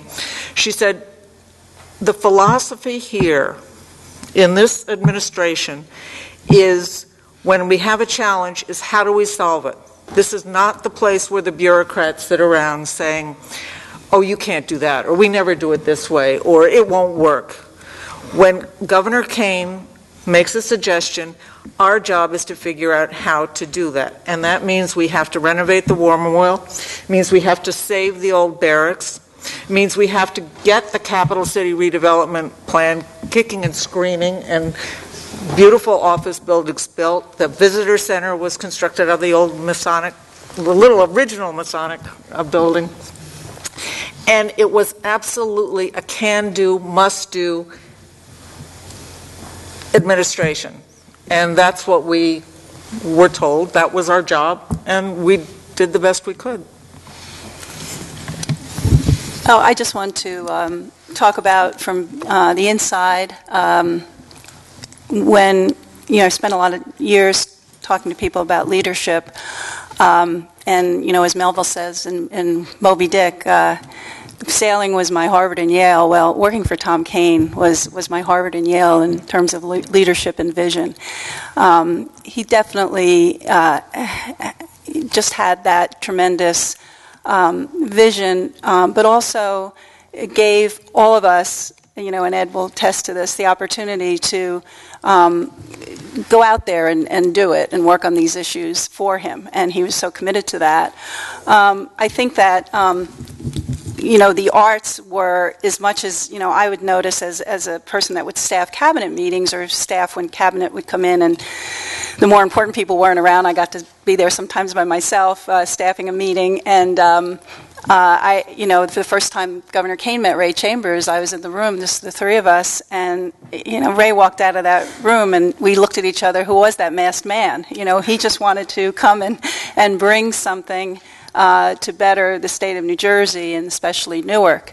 And it really seemed at that time that when we had this study done by Carl Shaver and we started talking about the Performing Arts Center and we started talking about more and more some of the other facilities and what was happening in New Brunswick and elsewhere, it became tangible, it became palpable, the fact that this was going to change the state, and all the people that had put so much energy into this sort of almost in the wilderness, so to speak, because there wasn't really the capacity and the support, that now had this leadership and galvanized that opportunity for us to really go out there and get this done. And, it was funny to think that here we are in New Jersey, and we've always been the sort of butt of jokes, but here are people coming to us sitting in the Newark office. I don't know if any of you have ever been in, well, it's not there anymore, the Newark office for the state of New Jersey.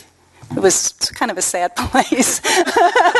Would you say that, Ruth? Would you agree with me, Ruth? I mean, it wasn't. And here we were sitting having tea with Paul Newman and Ellen Burstyn, who got very interested in New Jersey and what was happening with building this art center. And I remember Paul Newman, sipping his tea, looking out the window, and I was thinking, boy, I guess everyone's always told him how blue his eyes are, because, he was just kind of, And Ellen Burstyn sitting there, and you're talking so excitedly about the fact that, here we could have not just this wonderful performing arts center, but all the ensuing small businesses that would rise up because of, this stimulation in the city of Newark.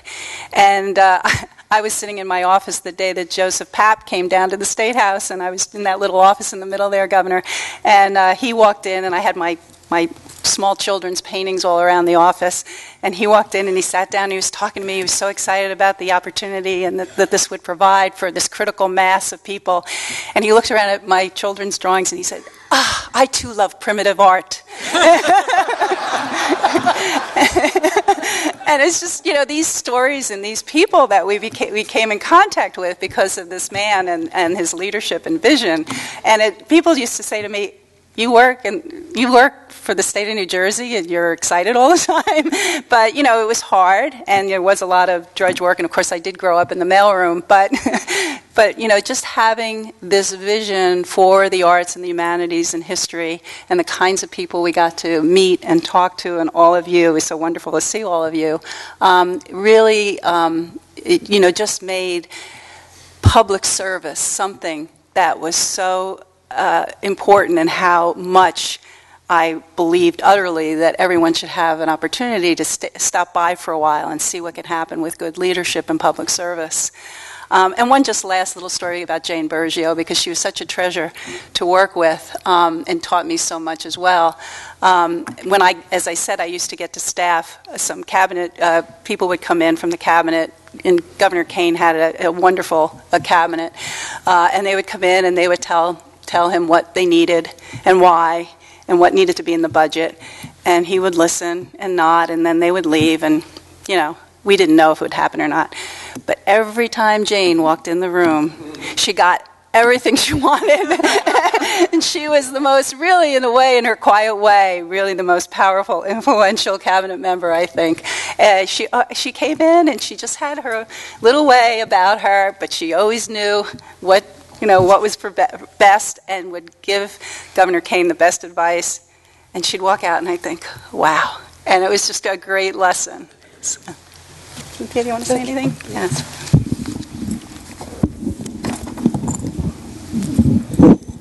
Thank you, Jane. I just want to say thank you to Al Felzenberg for inviting me to come to this Roundtable today. I don't live in New Jersey anymore, but in some ways I feel very much like I've come home to be sitting around with people that I worked so closely with so many years ago.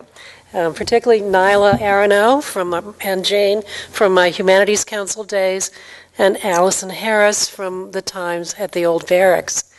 And I guess I'm just going to say a few things about my time at the old barracks and what I'm so proud we were able to do together, Governor Kean, and I thank you for being the instrument of what was able to be accomplished at one of the most remarkable historic sites in this country. The old barracks, there's the Third Amendment to the Bill of Rights, and it has to do with the forced quartering of troops on private householders. Now, we don't talk about that anymore, and that's because the barracks were built in New Jersey in the French and Indian War period. There were 5 barracks that were built, and that was the time that American colonists began to say back to Great Britain, we will not have these troops quartered in our homes anymore.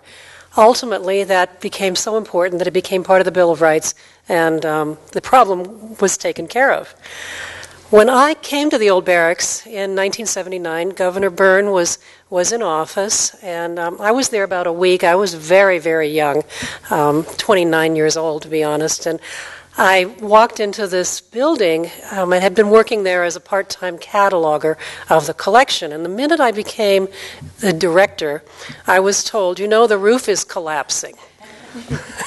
And that began what would not really be solved until 1998, years after I myself had left. But in the beginning, I worked very closely with our wonderful board of trustees, and I remember sort of my political awakening, which was a trip to the commissioner of the Department of Environmental Protection, because the old barracks was part of the Department of Environmental Protection. And my board chairman, Mary Emma Yard, and I went to meet with the commissioner, and it was just the two of us. And we were met by a phalanx of people, all of whom told us that there was no money and this roof was not going to be able to be fixed. And I said, well, how are we going to get money to fix this and to do this? And on the way out the door, I think it was Greg Marshall, told me about the Appropriations Committee. And that was the beginning of annual visits to the Appropriations Committee, during which time I was talking not only about the roof collapsing, but also about the need for funding for history museums in New Jersey. And slowly but surely, people listened, and I know that by the time I was doing this into the Kean administration, people were really listening. I think sad but true, one of the moments that really got people's attention was when there was a tragic collapse at the Record Storage Center in West Trenton. And that resulted in the first real money for the old barracks renovation when $125,000 was made available to make sure that that building the officer's house didn't collapse on the heads of the school children who were visiting all the time. But that was just the beginning, and there was so much more need. And I continued to go there, and I'll never forget a time in about 1985 when I was invited to a gathering at Drumthwacket. Governor Kean was hosting it.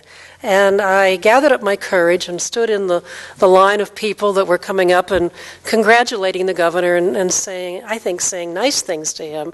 But I needed to say, Governor, the old barracks, we've shored up the roof of the officers' quarters, but the whole rest of the place is still falling down. And what are we going to do about that? And what are you going to do about that? And he said to me in the most wonderful way, in the most assuring way, don't worry about that, we've taken care of it. And I soon learned that this was the beginning of the bond issue, which included historic preservation, along with Green Acres, along with the cultural facilities. And I breathed a great sigh of relief. until I read the fine print. And I realized that there was a maximum amount that any single project could receive under the historic preservation bond issue. And so I continued my noodling around, I guess it was. And I remember another key moment was when I invited various legislative leaders to the old barracks, and they came to a breakfast sitting around in the basement of the barracks. And the then county executive of Mercer County said to me, "Why do you need bathrooms? Didn't the soldiers use the creek?" Now, Governor Kean had sent Feather O'Connor and Allison Harris to that breakfast, and I do believe you were appalled. And I do believe that turned the tide to what ultimately led to the success and the funding of the full restoration of the old barracks, which was removing it from the Department of Environmental Protection, bringing it into the Capitol complex, moving the old barracks into the Treasury Department, which began to pave the way for the kind of funding and prominence that it deserved. And so I thank you for I thank you for that. I thank you for sticking with that renovation and restoration, which means so much, I think, to the people of Trenton. I also wanted to say that we were talking about, in the beginning part of this, economic development and jobs. And I think that one of the things that Governor Kean also recognized was the touristic value, the tourism value. And he was increasing the budget for New Jersey's advertising, for travel and tourism, and for the staffing of travel and tourism consistently throughout the 1980s, which helped the historic properties and the historic sites. He also, I know, was working through Al Felzenberg on funding for the Historical Commission. I first met Al when I had the temerity to write a letter complaining, frankly, that all this money was going to the arts. What about history in New Jersey? And Al wrote back to me, and that began really bringing, I think, history and the problems of the history community more into the forefront of what was being considered in Trenton at that time. So I want to thank the governor for his leadership, Al for his friendship, Allison Harris for all the magic that I know she did to make that happen. And thank you all for welcoming me back to New Jersey. I've enjoyed it very much. Thank you. I want to call two other people, but brings up something. As the governor campaigned in '81, he used to refer to New Jersey as being the cockpit of the American Revolution. And when the old barracks was in trouble, and we were talking at Drew the other day, and someone referred to the governor as a gentle nudge, and it's a good word. When the governor would be trying to help various sites, he would say, well, cockpit of the American Revolution, and we've got one of the treasures in the country, it's falling down, we own it, it's on our watch, not going to happen. How are we going to get the money? The legislature doesn't care about it, it's only the Trenton legislator would care about it, and there are other problems in Trenton, and what are we going to do about it? And he did not stop. And there were some other sites in trouble too, and the same thing happened. You mentioned Greg Marshall. Greg was the deputy to someone else that was very important in that bond issue, who I'll acknowledge, Helen Fenske, who also is with us today in spirit, and probably one of the governor's most ardent supporters. A little tale about that. When Helen thought she was having problems getting the environment added to the government's calendar on the grounds that, well, the environmental groups, they all support Democrats, not going to do anything for Tom Kean. She would say, well, I'm not sure about that. We have our friends, we have our closeted Republicans, and we have Democrats who've split their ticket. So what she would do is redo the whole schedule. She would dictate where she thought Tom should go for the rest of the week, and she would give it to the people driving Tom, and it would be on a cassette, and thinking he was going to hear the latest aria from the Metropolitan Opera, in would come Helen Fenske, right? Hi, Tom! Why aren't you going to the environmental meetings? The Sierra Club wants to talk to you, and lo and behold. So every time Helen would appear at a bill signing, and it was Green Acres, or it was Parks, or something else, Tom would say, I'm going to say this for Helen. she's going to thank me for recognizing her half of the department. Everyone else is dealing with pollution, right, toxic dumping, beaches, acid rain. She gets to talk about the good stuff with me in the open spaces. So I wanted to make a reference to that. I mentioned Larry Goldman a minute ago, and I kind of think of this as the house that Tom Kean and Ray Chambers and Larry Goldman built. So with that as an introduction, I want to defer to Larry for a little bit. In listing the 5 or 6 major accomplishments of the administration in all sorts of areas, all of them are buildings, events, laws, except one. And the one major accomplishment I take credit for is hiring Larry Goldman.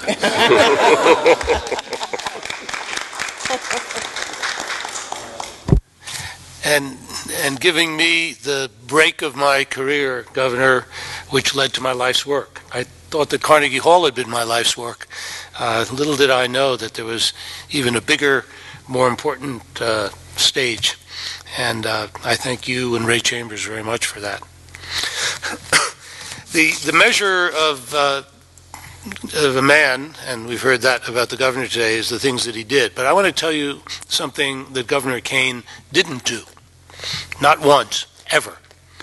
After I came over here and began putting together the team, which included staff members and architects and acousticians and engineers and civil and structural people and all the environmentalists, all the other people that you needed to build an art center, never once did I get a call, a suggestion, a hint from Governor Kean or anyone in his administration that maybe I wanted to consider hiring this person or that company or that architect or this acoustician or engineer. Not once. It was startling to us that those calls never came. We had heard so much about how business was done in New Jersey. Well, not in this case. And out of that evolved something called the sentence. And I maintain till this day that if you take the original 7 vice presidents of NJPAC and woke them up at 4 in the morning and said, recite the sentence, they would be able to do that. And I'm going to tell you what the sentence was, and it was very much a Kean-inspired sentence. The sentence was attached to every bid document, every RFP, and it said, any proposer or bidder who seeks to influence the decision by contacting a member of the NJPAC board or a public official elected or appointed will be disqualified from consideration. And, we brought this to our board. They enthusiastically endorsed it. We took a deep breath, and it actually worked. And I really think that was one of the real keys on how we were able to assemble people. There were no trade restrictions. There are plenty of great architects and planners in New Jersey, and we use some of them, but I don't think they would have liked it very much if New York or Connecticut or any other state had said, you can't hire people, from out of state. Nobody ever said that to us, and we really did assemble the best and the brightest and the most ethical. A couple of other things. This weekend, Governor Kean used to say to me, what I really want here, Larry, is the place that will be the showcase for whoever the Pavarotti is at the time. Do you remember saying that? So look at this past weekend at NJPAC, just accidentally. Friday night, we arguably had the person who is the Pavarotti of this time, in the sense of the artistry, but also the crossover appeal, and that was Audra McDonald. On Saturday morning, we had WBGO doing a children's jazz performance, and then 2 New Jersey Symphony concerts on Saturday night and on Sunday afternoon. So kind of this past weekend kind of embraced, I think, the dream that you had, Governor, for what this facility might be someday. I also want to say something about Governor Byrne. During the period after the Art Center opened, the honeymoon period, there were lots of people who supported us, and they felt great. There were lots of people who opposed us, who denied that they ever opposed us. there were the whole range of people, but in the entire state of New Jersey, there were only 2 people who came to me and said, Larry, I was wrong. One was Alan Bildner, a great developer who since has become a very generous donor here, and his daughter Deborah sits on the board. And the other was Brendan Byrne, who also has become a huge fan of NJPAC and supported us in dozens of different ways. But I always appreciated that. You don't hear in public life so much the 3 words, I was wrong. And Governor, that you were able to come and say that meant a lot to me. So thank you. I've used it a lot of times.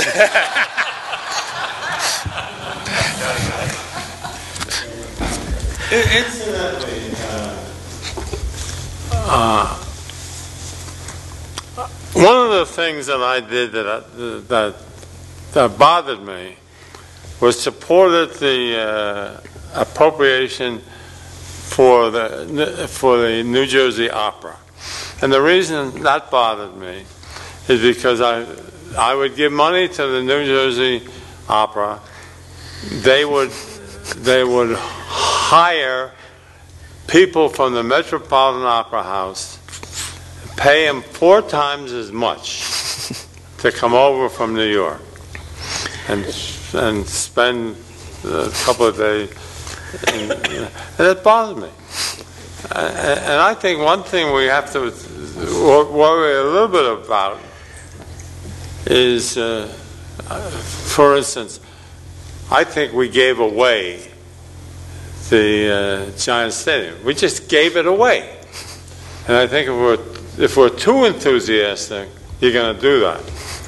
And so the governor has a duty to protect the people of New Jersey. And Tom has done it. We haven't given anything away. But you got to watch and maintain your bargaining position in all of this stuff. New Jersey Opera had a life that died about every 3 or 4 years. You're trying to revive it, and I remember once I was in the legislature, and if it didn't get an appropriation, it was going to go under. And didn't get an appropriation, so I went to Governor Cahill and said, you got to do something about the New Jersey Opera. He said, what?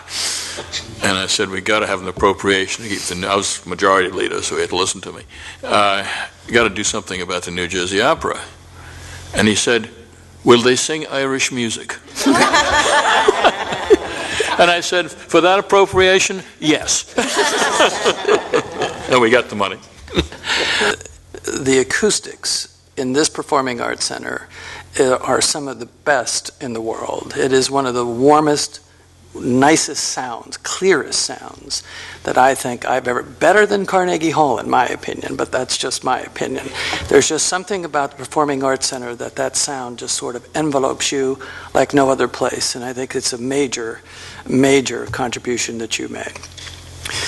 The thing about Governor Kean, I don't think anybody understands the pressure that he was under when that selection process was going through. Elizabeth, I think you know, because you were part of the community, God only knows how many calls I got, basically from all his friends. I mean, it was, Tom lived in Livingston, but people forget that his very first legislative district in 1968, when you were elected to the Assembly, started from central Newark and went all the way out to Livingston. So he knew Newark. He understood it. But his suburban friends that went all the way to Morris County and also Somerset County were putting a lot of pressure. Everybody wanted this Performing Arts Center in other parts of the state. And it was significant. His decision to keep it here was significant. We all think it was an easy decision when you look back, but it wasn't. Politically, it was very difficult. And with regard to Jane Burgio, I don't think anybody, if anybody ever saw these two people run together, the Burgio-Kean ticket, Jane was the one who ran that ticket. I was fortunate enough to see those two operate, and Tom used to say, "I'll just let Jane will handle that. Don't worry about that. Jane will handle that." She knew the man. She knew the man, she knew what moved him, she knew how to move him, she had the experience in moving him because she had a hard time getting him to move in the district that they were always working in. But she was incredibly successful in terms of the politics, but also understanding the person that she was working with who had become governor. I remember going through when we went through the transition process, everybody kept saying, Secretary of State, so who does he want for Secretary of State? And we went through this entire process of interviewing for no good reason whatsoever because we knew Jane Burgio was going to be the Secretary of State. But he put the transition committee through a little hurdle, but eventually it came out to be Jane, which was just an important decision in many respects.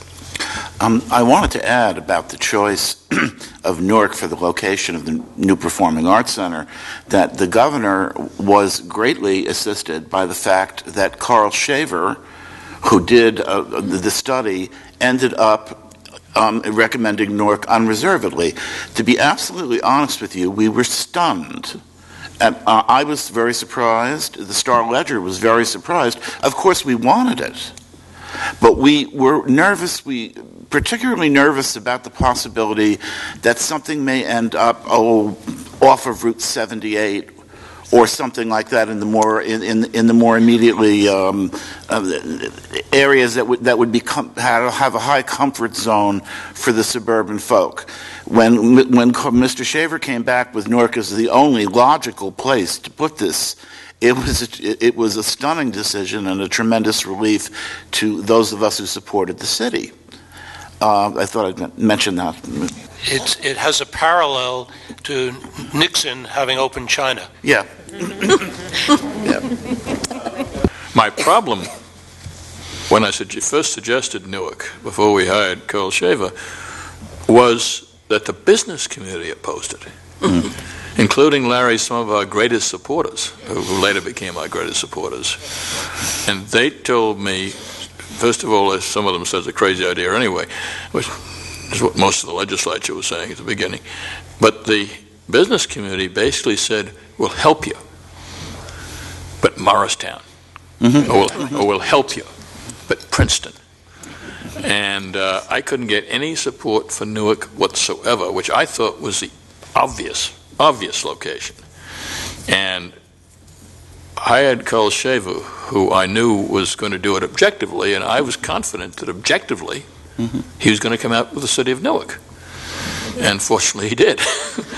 but that really helped a lot, because I could get no traction in the business community originally for the city of Newark whatsoever. From our point of view, this period was a perfect melding of intrinsic understanding of the value of the arts and the extrinsic purpose that we have shown we can well serve, and particularly in cities. The Newark Museum was pleased to be the host of some of those meetings. I remember all the secretaries, Jane, hanging over the railing to see Paul Newman, who then walked into my office and identified a painting to the exact year. So he was pretty culturally literate.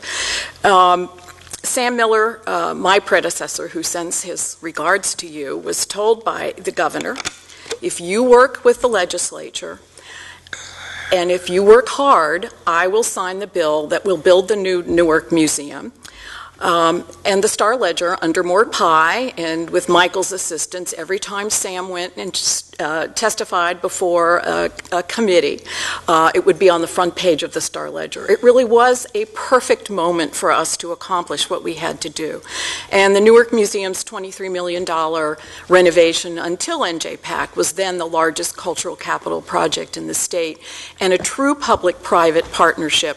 And I will say one of the great benefits of having NJPAC be in our city was that all boats did rise. We were able to raise more money. We were really able to affect the idea of a true public-private partnership.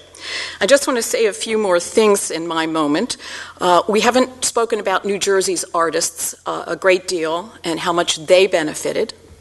I think of Willie Cole, and now a woman who you're going to hear about, McGlynn Thomas, who is going to have a one-woman show at Brooklyn Museum. These are both artists who, when their stories are told, talk about teaching at and being impacted by the galleries of the Newark Museum. I can also tell you a story about a call that I received from a former United States ambassador who was the chairman of a very important museum in New York. I was then acting director, and this person called me and said, "You have one of the greatest collections of American art in the world, but nobody in New Jersey appreciates that, or Newark. Why don't you give it to our museum? And it will really..." Now, I know a few secretaries of state would have had a legal issue with that, but still and all, it was an example. So what price, in fact, as you look at economic development, what price can we put on pride and awareness? And the final thing that I would like to say is that by helping us build these facilities, and also this is something I want to thank you for, Larry, you also legitimized the fact that we really were ahead of the curve in New Jersey in terms of true cultural literacy. We talked about the various groups. The state is the perfect size and the perfect diversity. And we could bring all of these artistic traditions together and really show them. And Larry, when you planned the initial programs here and the people you brought in to do that, you helped emphasize that enormous cultural facility that the Newark Museum had been doing since its founding. To bring it full circle, I want you to know that this great American art collection, which of course never left New Jersey, is one of the standard bearers now for teaching about the Civil War and for teaching about the moment of emancipation in our Picturing America programs.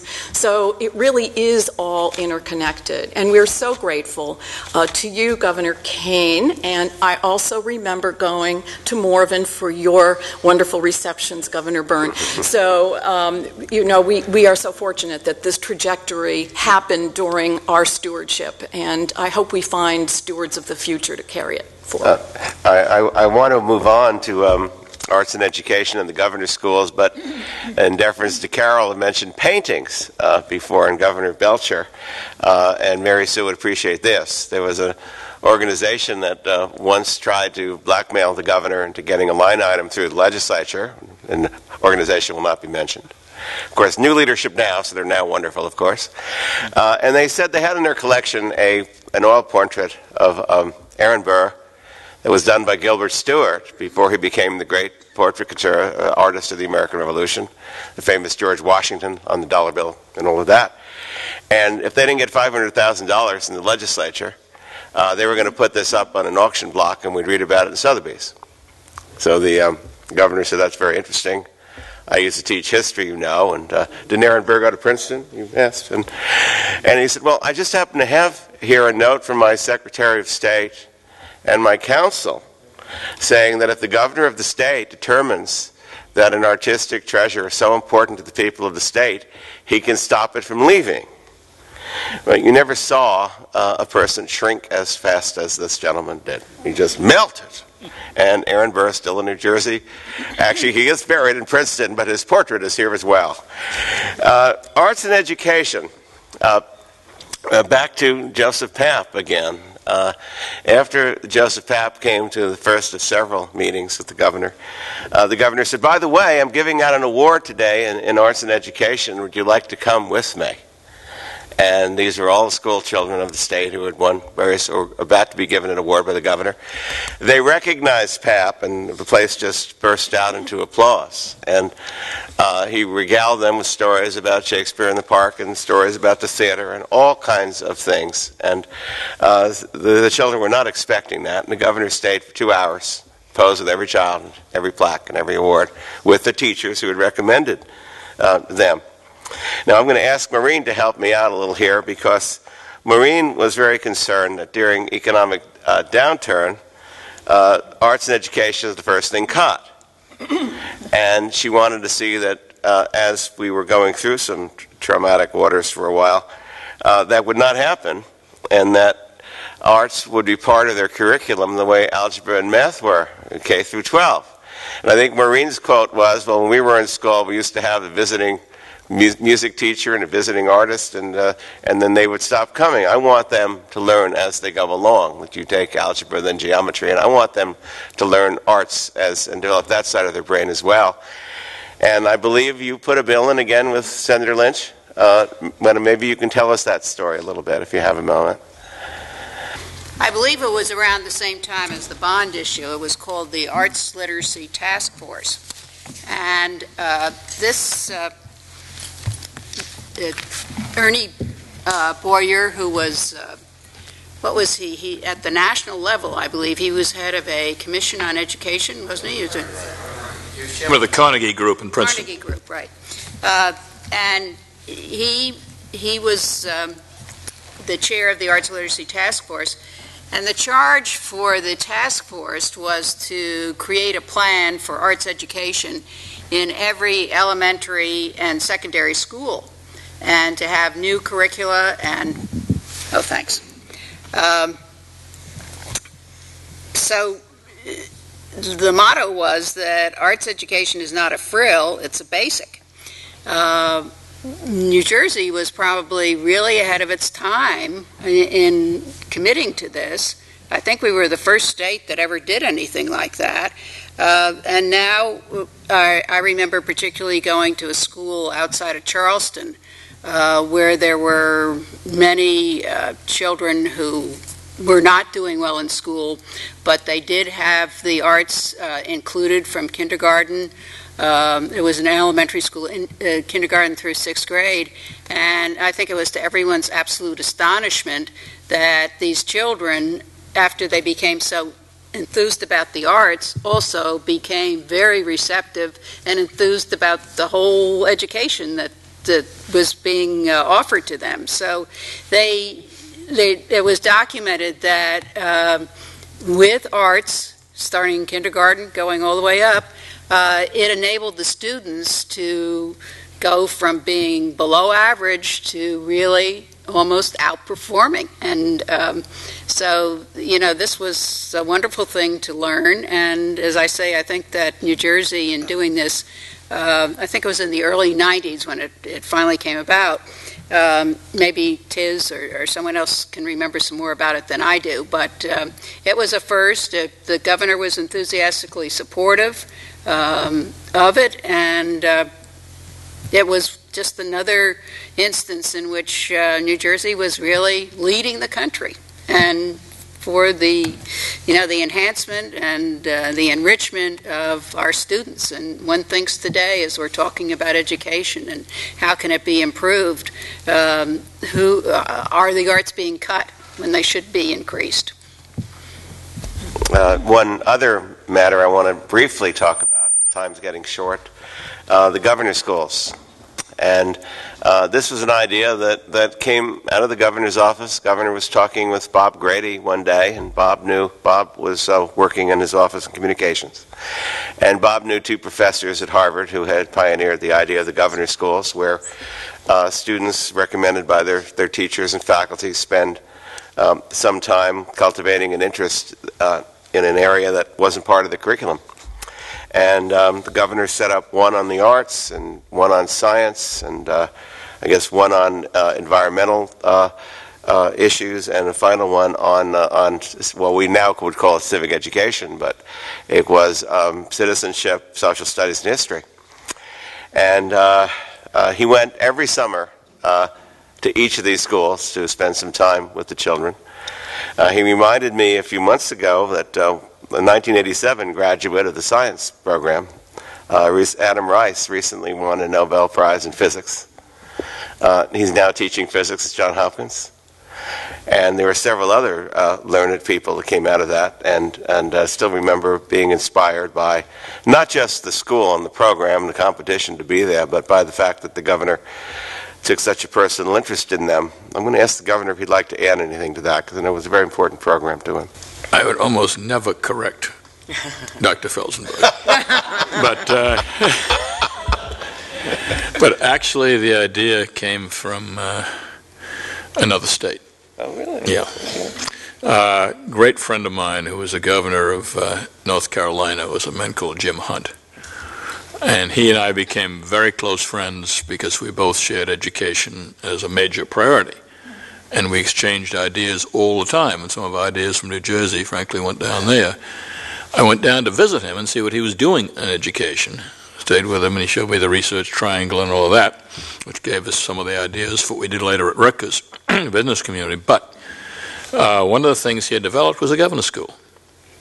The idea that very, very bright kids who sometimes are sort of freaks in their own high school. You know, they're the brightest kid in science. Well, I don't have many other people who can talk to them much, and sort of looked at. But when you surround that kid who's very bright in science with a lot of other kids who are similarly bright, who have never met before, the sparks fly, and the learning really flourishes. And I've seen that happen because I got close to the governor's school, particularly at Drew when I became president. But that was the idea. But it did come from Jim Hunt in North Carolina. And New Jersey was the second one. But what I was very proud of was the fact that toward the end of my administration, all the governor's schools, they met once a year. They just picked Princeton, met in New Jersey. And the head of the North Carolina governor's school said, you know, we're meeting here. You've really got the best governor's schools in the country now. I said, good. But that's the history of them. And we're still looking for funding. It's a hard thing to establish funding for because we had it in the state budget, but also private sector contributions. The state started withdrawing its part, and so it's been very, very hard to keep those governor's schools going. But the one I know best, because it's at Drew, is still going strong, and the scientists who are coming out of that, the kids who will say that was part of our development, including the Nobel Prize winner, are quite extraordinary. And there were some wonderful ones at School for the Arts at the College of New Jersey, and the School for Public Policy at Monmouth. I still run into people who say, I got interested in government first when I went to that school. So it's it was a good initiative, and I just hope it continues. All right, I'm going to add, by the way, send me Grady's email later on, will you add? I was misinformed on that one. All right. Okay. I like Carol and Sharon Harrington, who I first met when Sharon was working on the board of the New Jersey Shakespeare Festival, which the governor spent a great deal of time with, and later on at Drew. To talk about the immediate benefits, the lasting impact of all that happened during that time, and some lessons learned, what went well, what could have gone better, and where things are now. All right, I will start. Again, to echo what so many people have said, it's a great privilege to be part of this discussion. In my early days as an aide to a state legislator who sat 2 rows behind then Assemblyman Kean, I never would have thought that I would be in this same room and having this conversation. But what you mentioned early on, Al, building to the message at the end starts at the very beginning, and the building blocks, the focus by Governor Kean of establishing priorities that were not only a sound and respected cultural organization and tradition in New Jersey, but establishing first and foremost pride in New Jersey, I think were accomplished through the arts. I mean, I came to this community after Governor Kean had left office, but had always followed it and had been an advocate and a patron, most importantly a patron. In fact, I think that's critical. But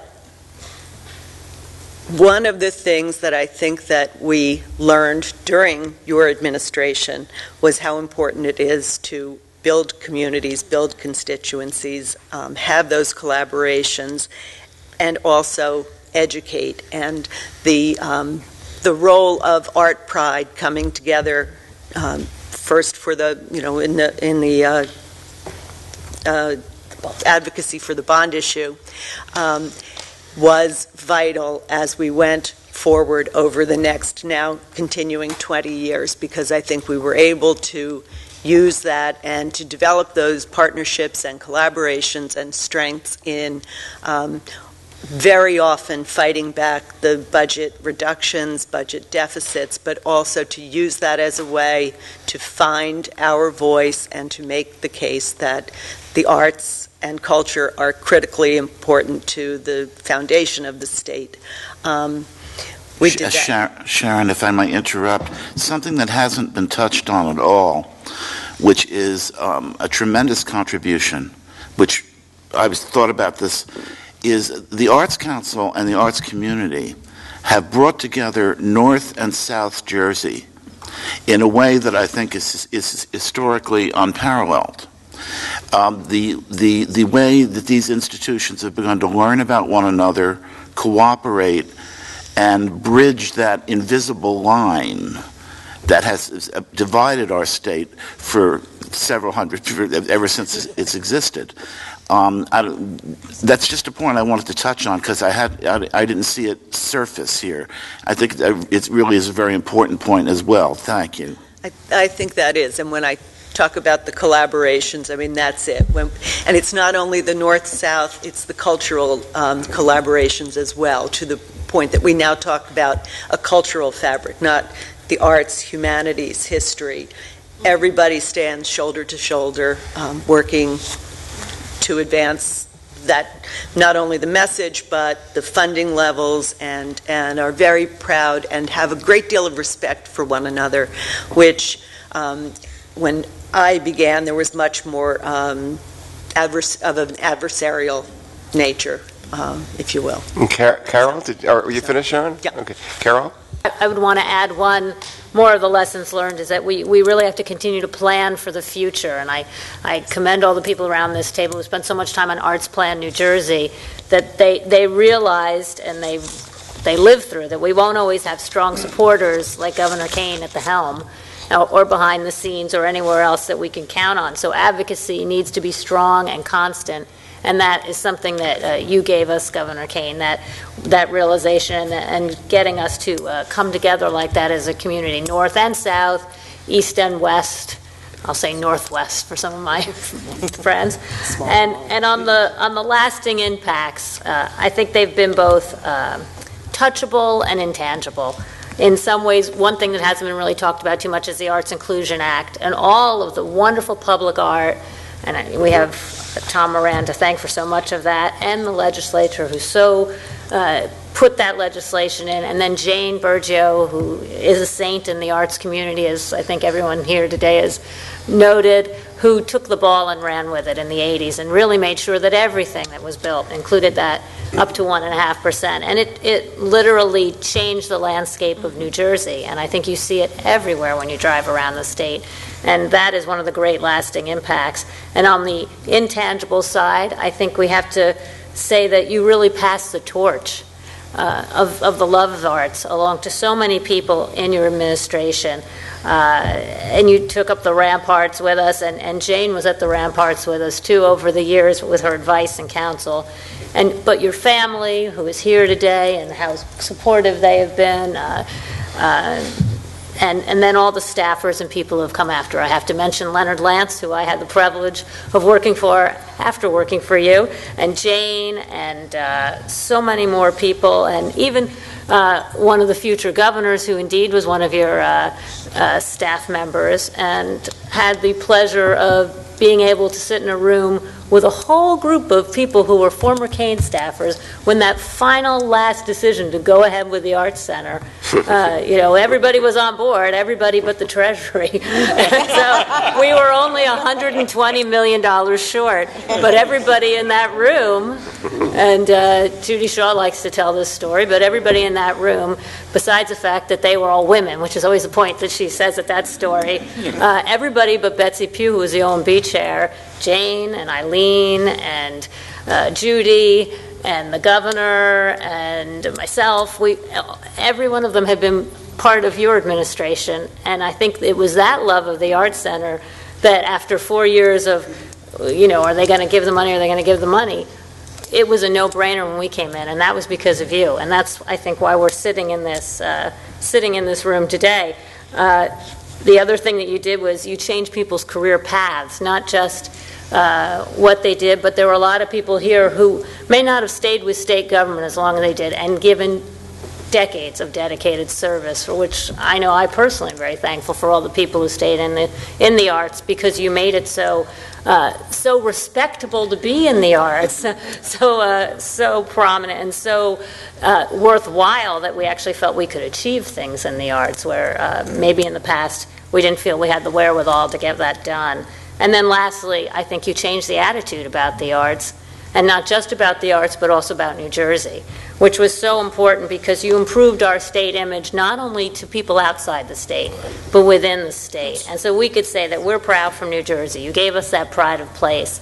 And I think that is the lasting impact that your governorship is going to have and all the other years that you've dedicated to this. So for that, I know I'm grateful. I know everyone else here is very grateful for that. Maybe before we hear from the governor, I know Anne Marie and Tiz and Miss. Oh, I'm sorry. Go. Sorry, I didn't see you. Very short intervention. If I get my microphone. Someone has to Turn yourself down. Very, very short. The impact of people and the administration at the arts. Chris Daggett, who is now head of the Dodge Foundation, told me he was very worried when he was being interviewed for the job because he was maybe one of the leading candidates, but he knew this tremendous emphasis on the arts and the Dodge Foundation's pride in that regard. And sure enough, he was being interviewed, and the question came up, what do you know about the arts? And he looked back and he said, I was a member of the Kean administration. And he said there were no further questions. What's really happened, I think, Governor Kean made public service admirable. I know, serving as a state employee at the Arts Council during the administration, and I remember people telling me what would happen to me if they didn't get their grant. You rise to a level of respecting public service, and that's truly important, especially now in this time. History has a tendency to repeat itself. All of the cultural institutions that benefited from the bond issue are now, starting to fall apart and deteriorate.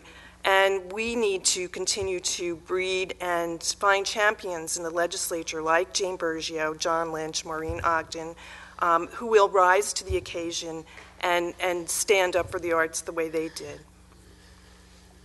Well, I too am so privileged to sit around this table because in 1982 you gave me the gift of joining the Arts Council and learning from so many around the table of what we might do. But I want to speak, I think, just a moment to the impact, because for me one of the most remarkable things that I learned from you, Governor, was the integrity of decision making and things that you upheld. In other words, how to create a peer panel process. I look at and how to choose professionals who would uphold that and do that. I'm looking down this side to board members who stood as advocates for this, and you supported during very tough political decisions times to really uphold the values, the principles that you so strongly believed in, and gave us not only direction, not only inspiration, but the integrity to carry out things, and those actions and those principles have lasted in many different ways. Secondly, you also, during this time, you built a home for New Jersey Network, and that was an extraordinary nest that I think was admired throughout the nation as I went on to a career-changing path, clearly because of the work also with the Arts Council too. And you created and allowed not only us to capture New Jersey's news, the many diverse voices that you embraced and invited to the table, but also what was known throughout the nation as the only group of arts journalists headed by Nyla Arano for State of the Arts, and which was able to archive many of the stories that you're telling around the table, not in this way, but in terms of what has changed in New Jersey because of you.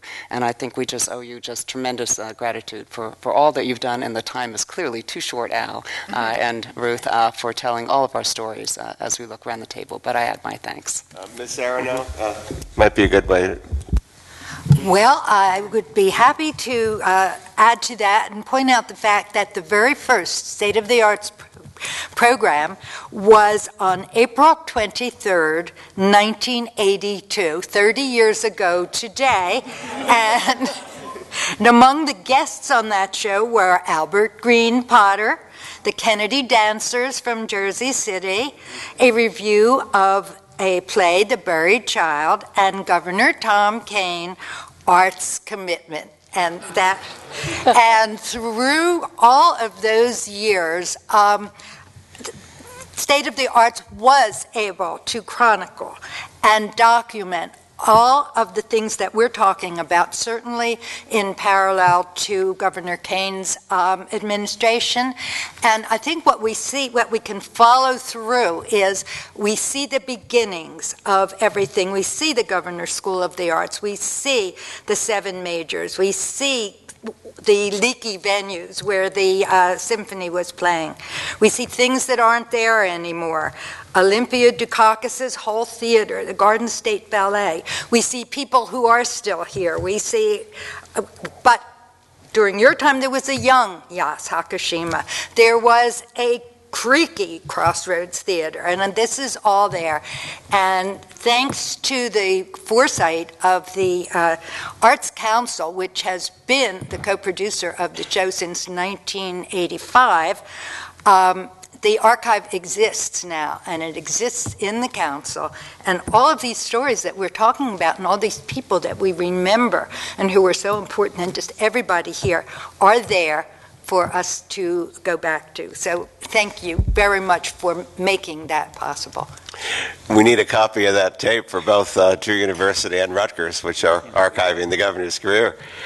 Ms. Herbert. I'm going to defer to my colleague on the council, Jermaine. Thank you. I have been on the council a very long time, 15 years. I go back, but not quite as back as far as the Kean administration.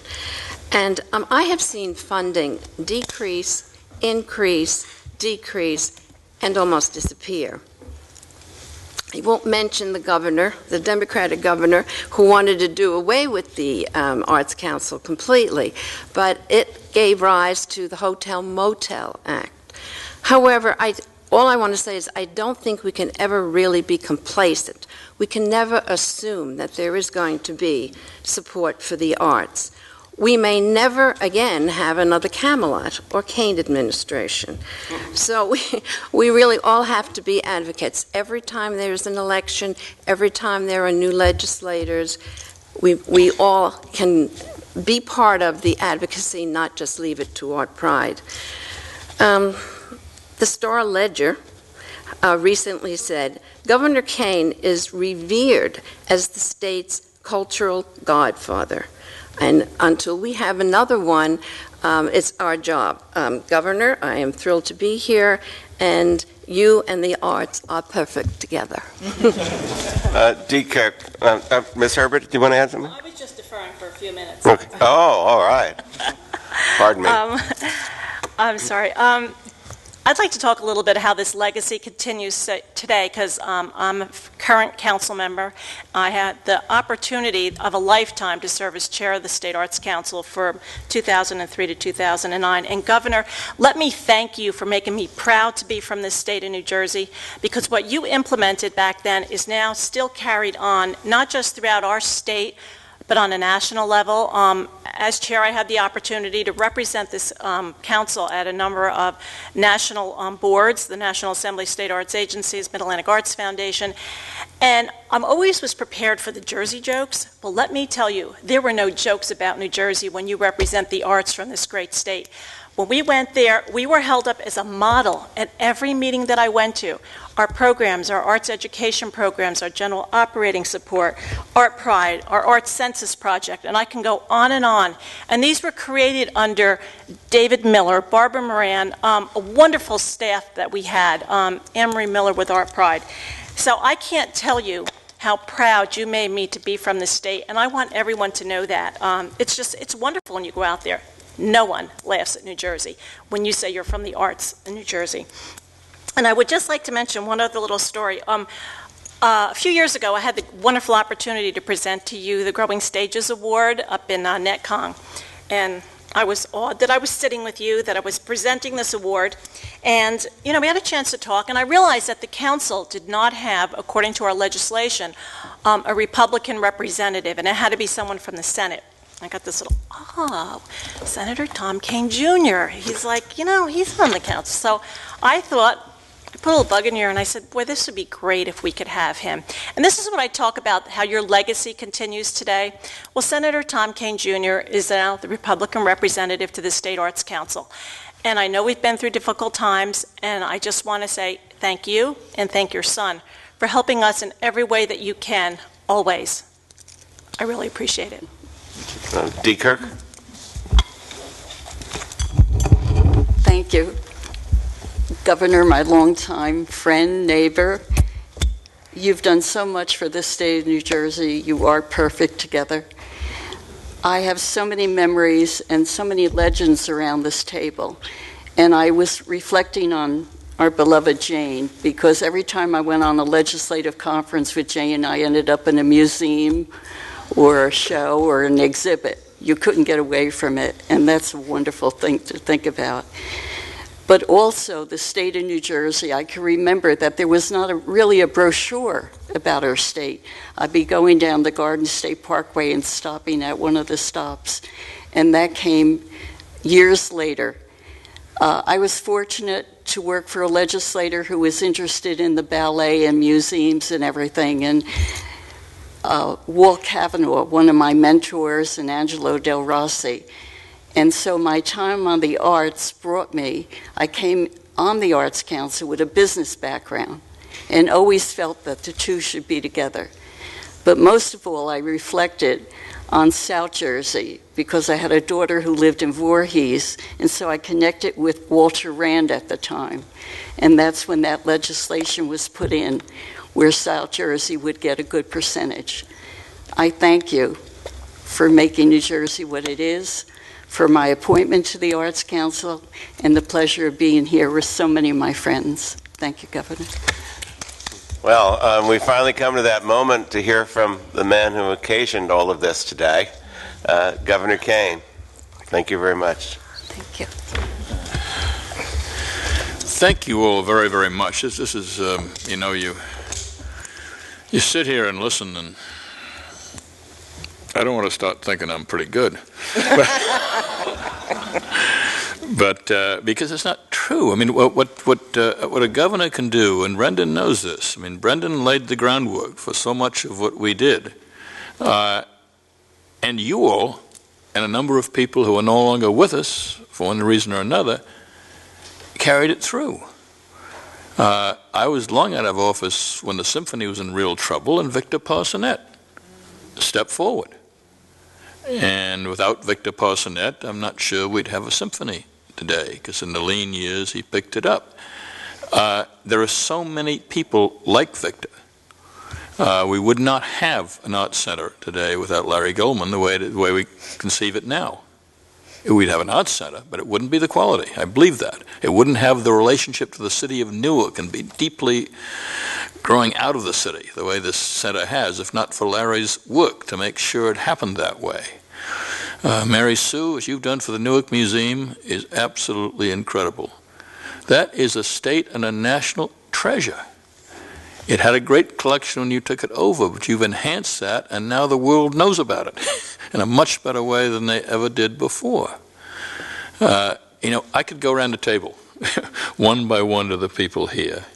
Of course, some of the people, and what I would ask, I guess, is that the arts continually need support, and they continue to need advocacy. It's like a tree that if you don't water it, it'll die. You don't really have to be Jerry Hines. You don't really have to dress up like Attila the Hun and come pick at the State House.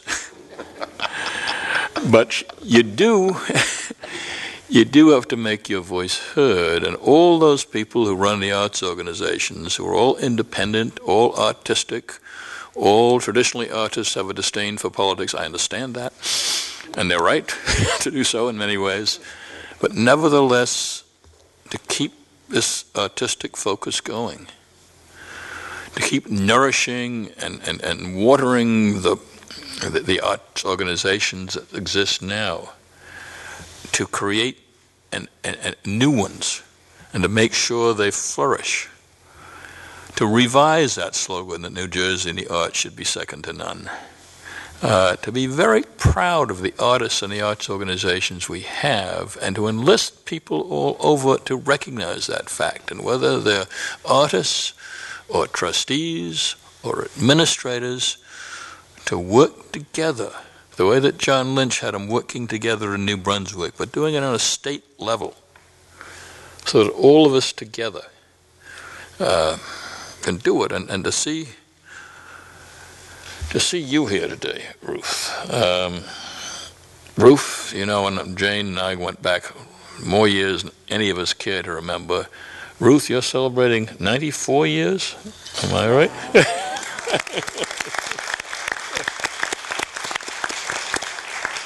But she makes us all think of Jane. And Jane was my cohort, my colleague, my inspiration, my helper, and so many other things. She was always a delightful and wonderful friend. And if you ever had a problem, you know, I'd talk quietly to Jane. And that was always very, very helpful. So anyway, but all of you in this room have contributed in such a wonderful way. The wonderful heads of the Arts Council, starting with Clement, who Brendan appointed, going right through the rest of you here who led the Arts Council. All of you have been just terrific. Without the Ledger and Mike, I'm not sure how much progress we would have made sometimes. They led the way in all the major projects. So anyway, what I really want to do is say, look, I may have been at the top, but as a collaboration of everybody working together with the similar goals to make something good happen. And you know something? I think we all did. I think we really left this state a better place. But that's because of all of you. I was just there. Thanks.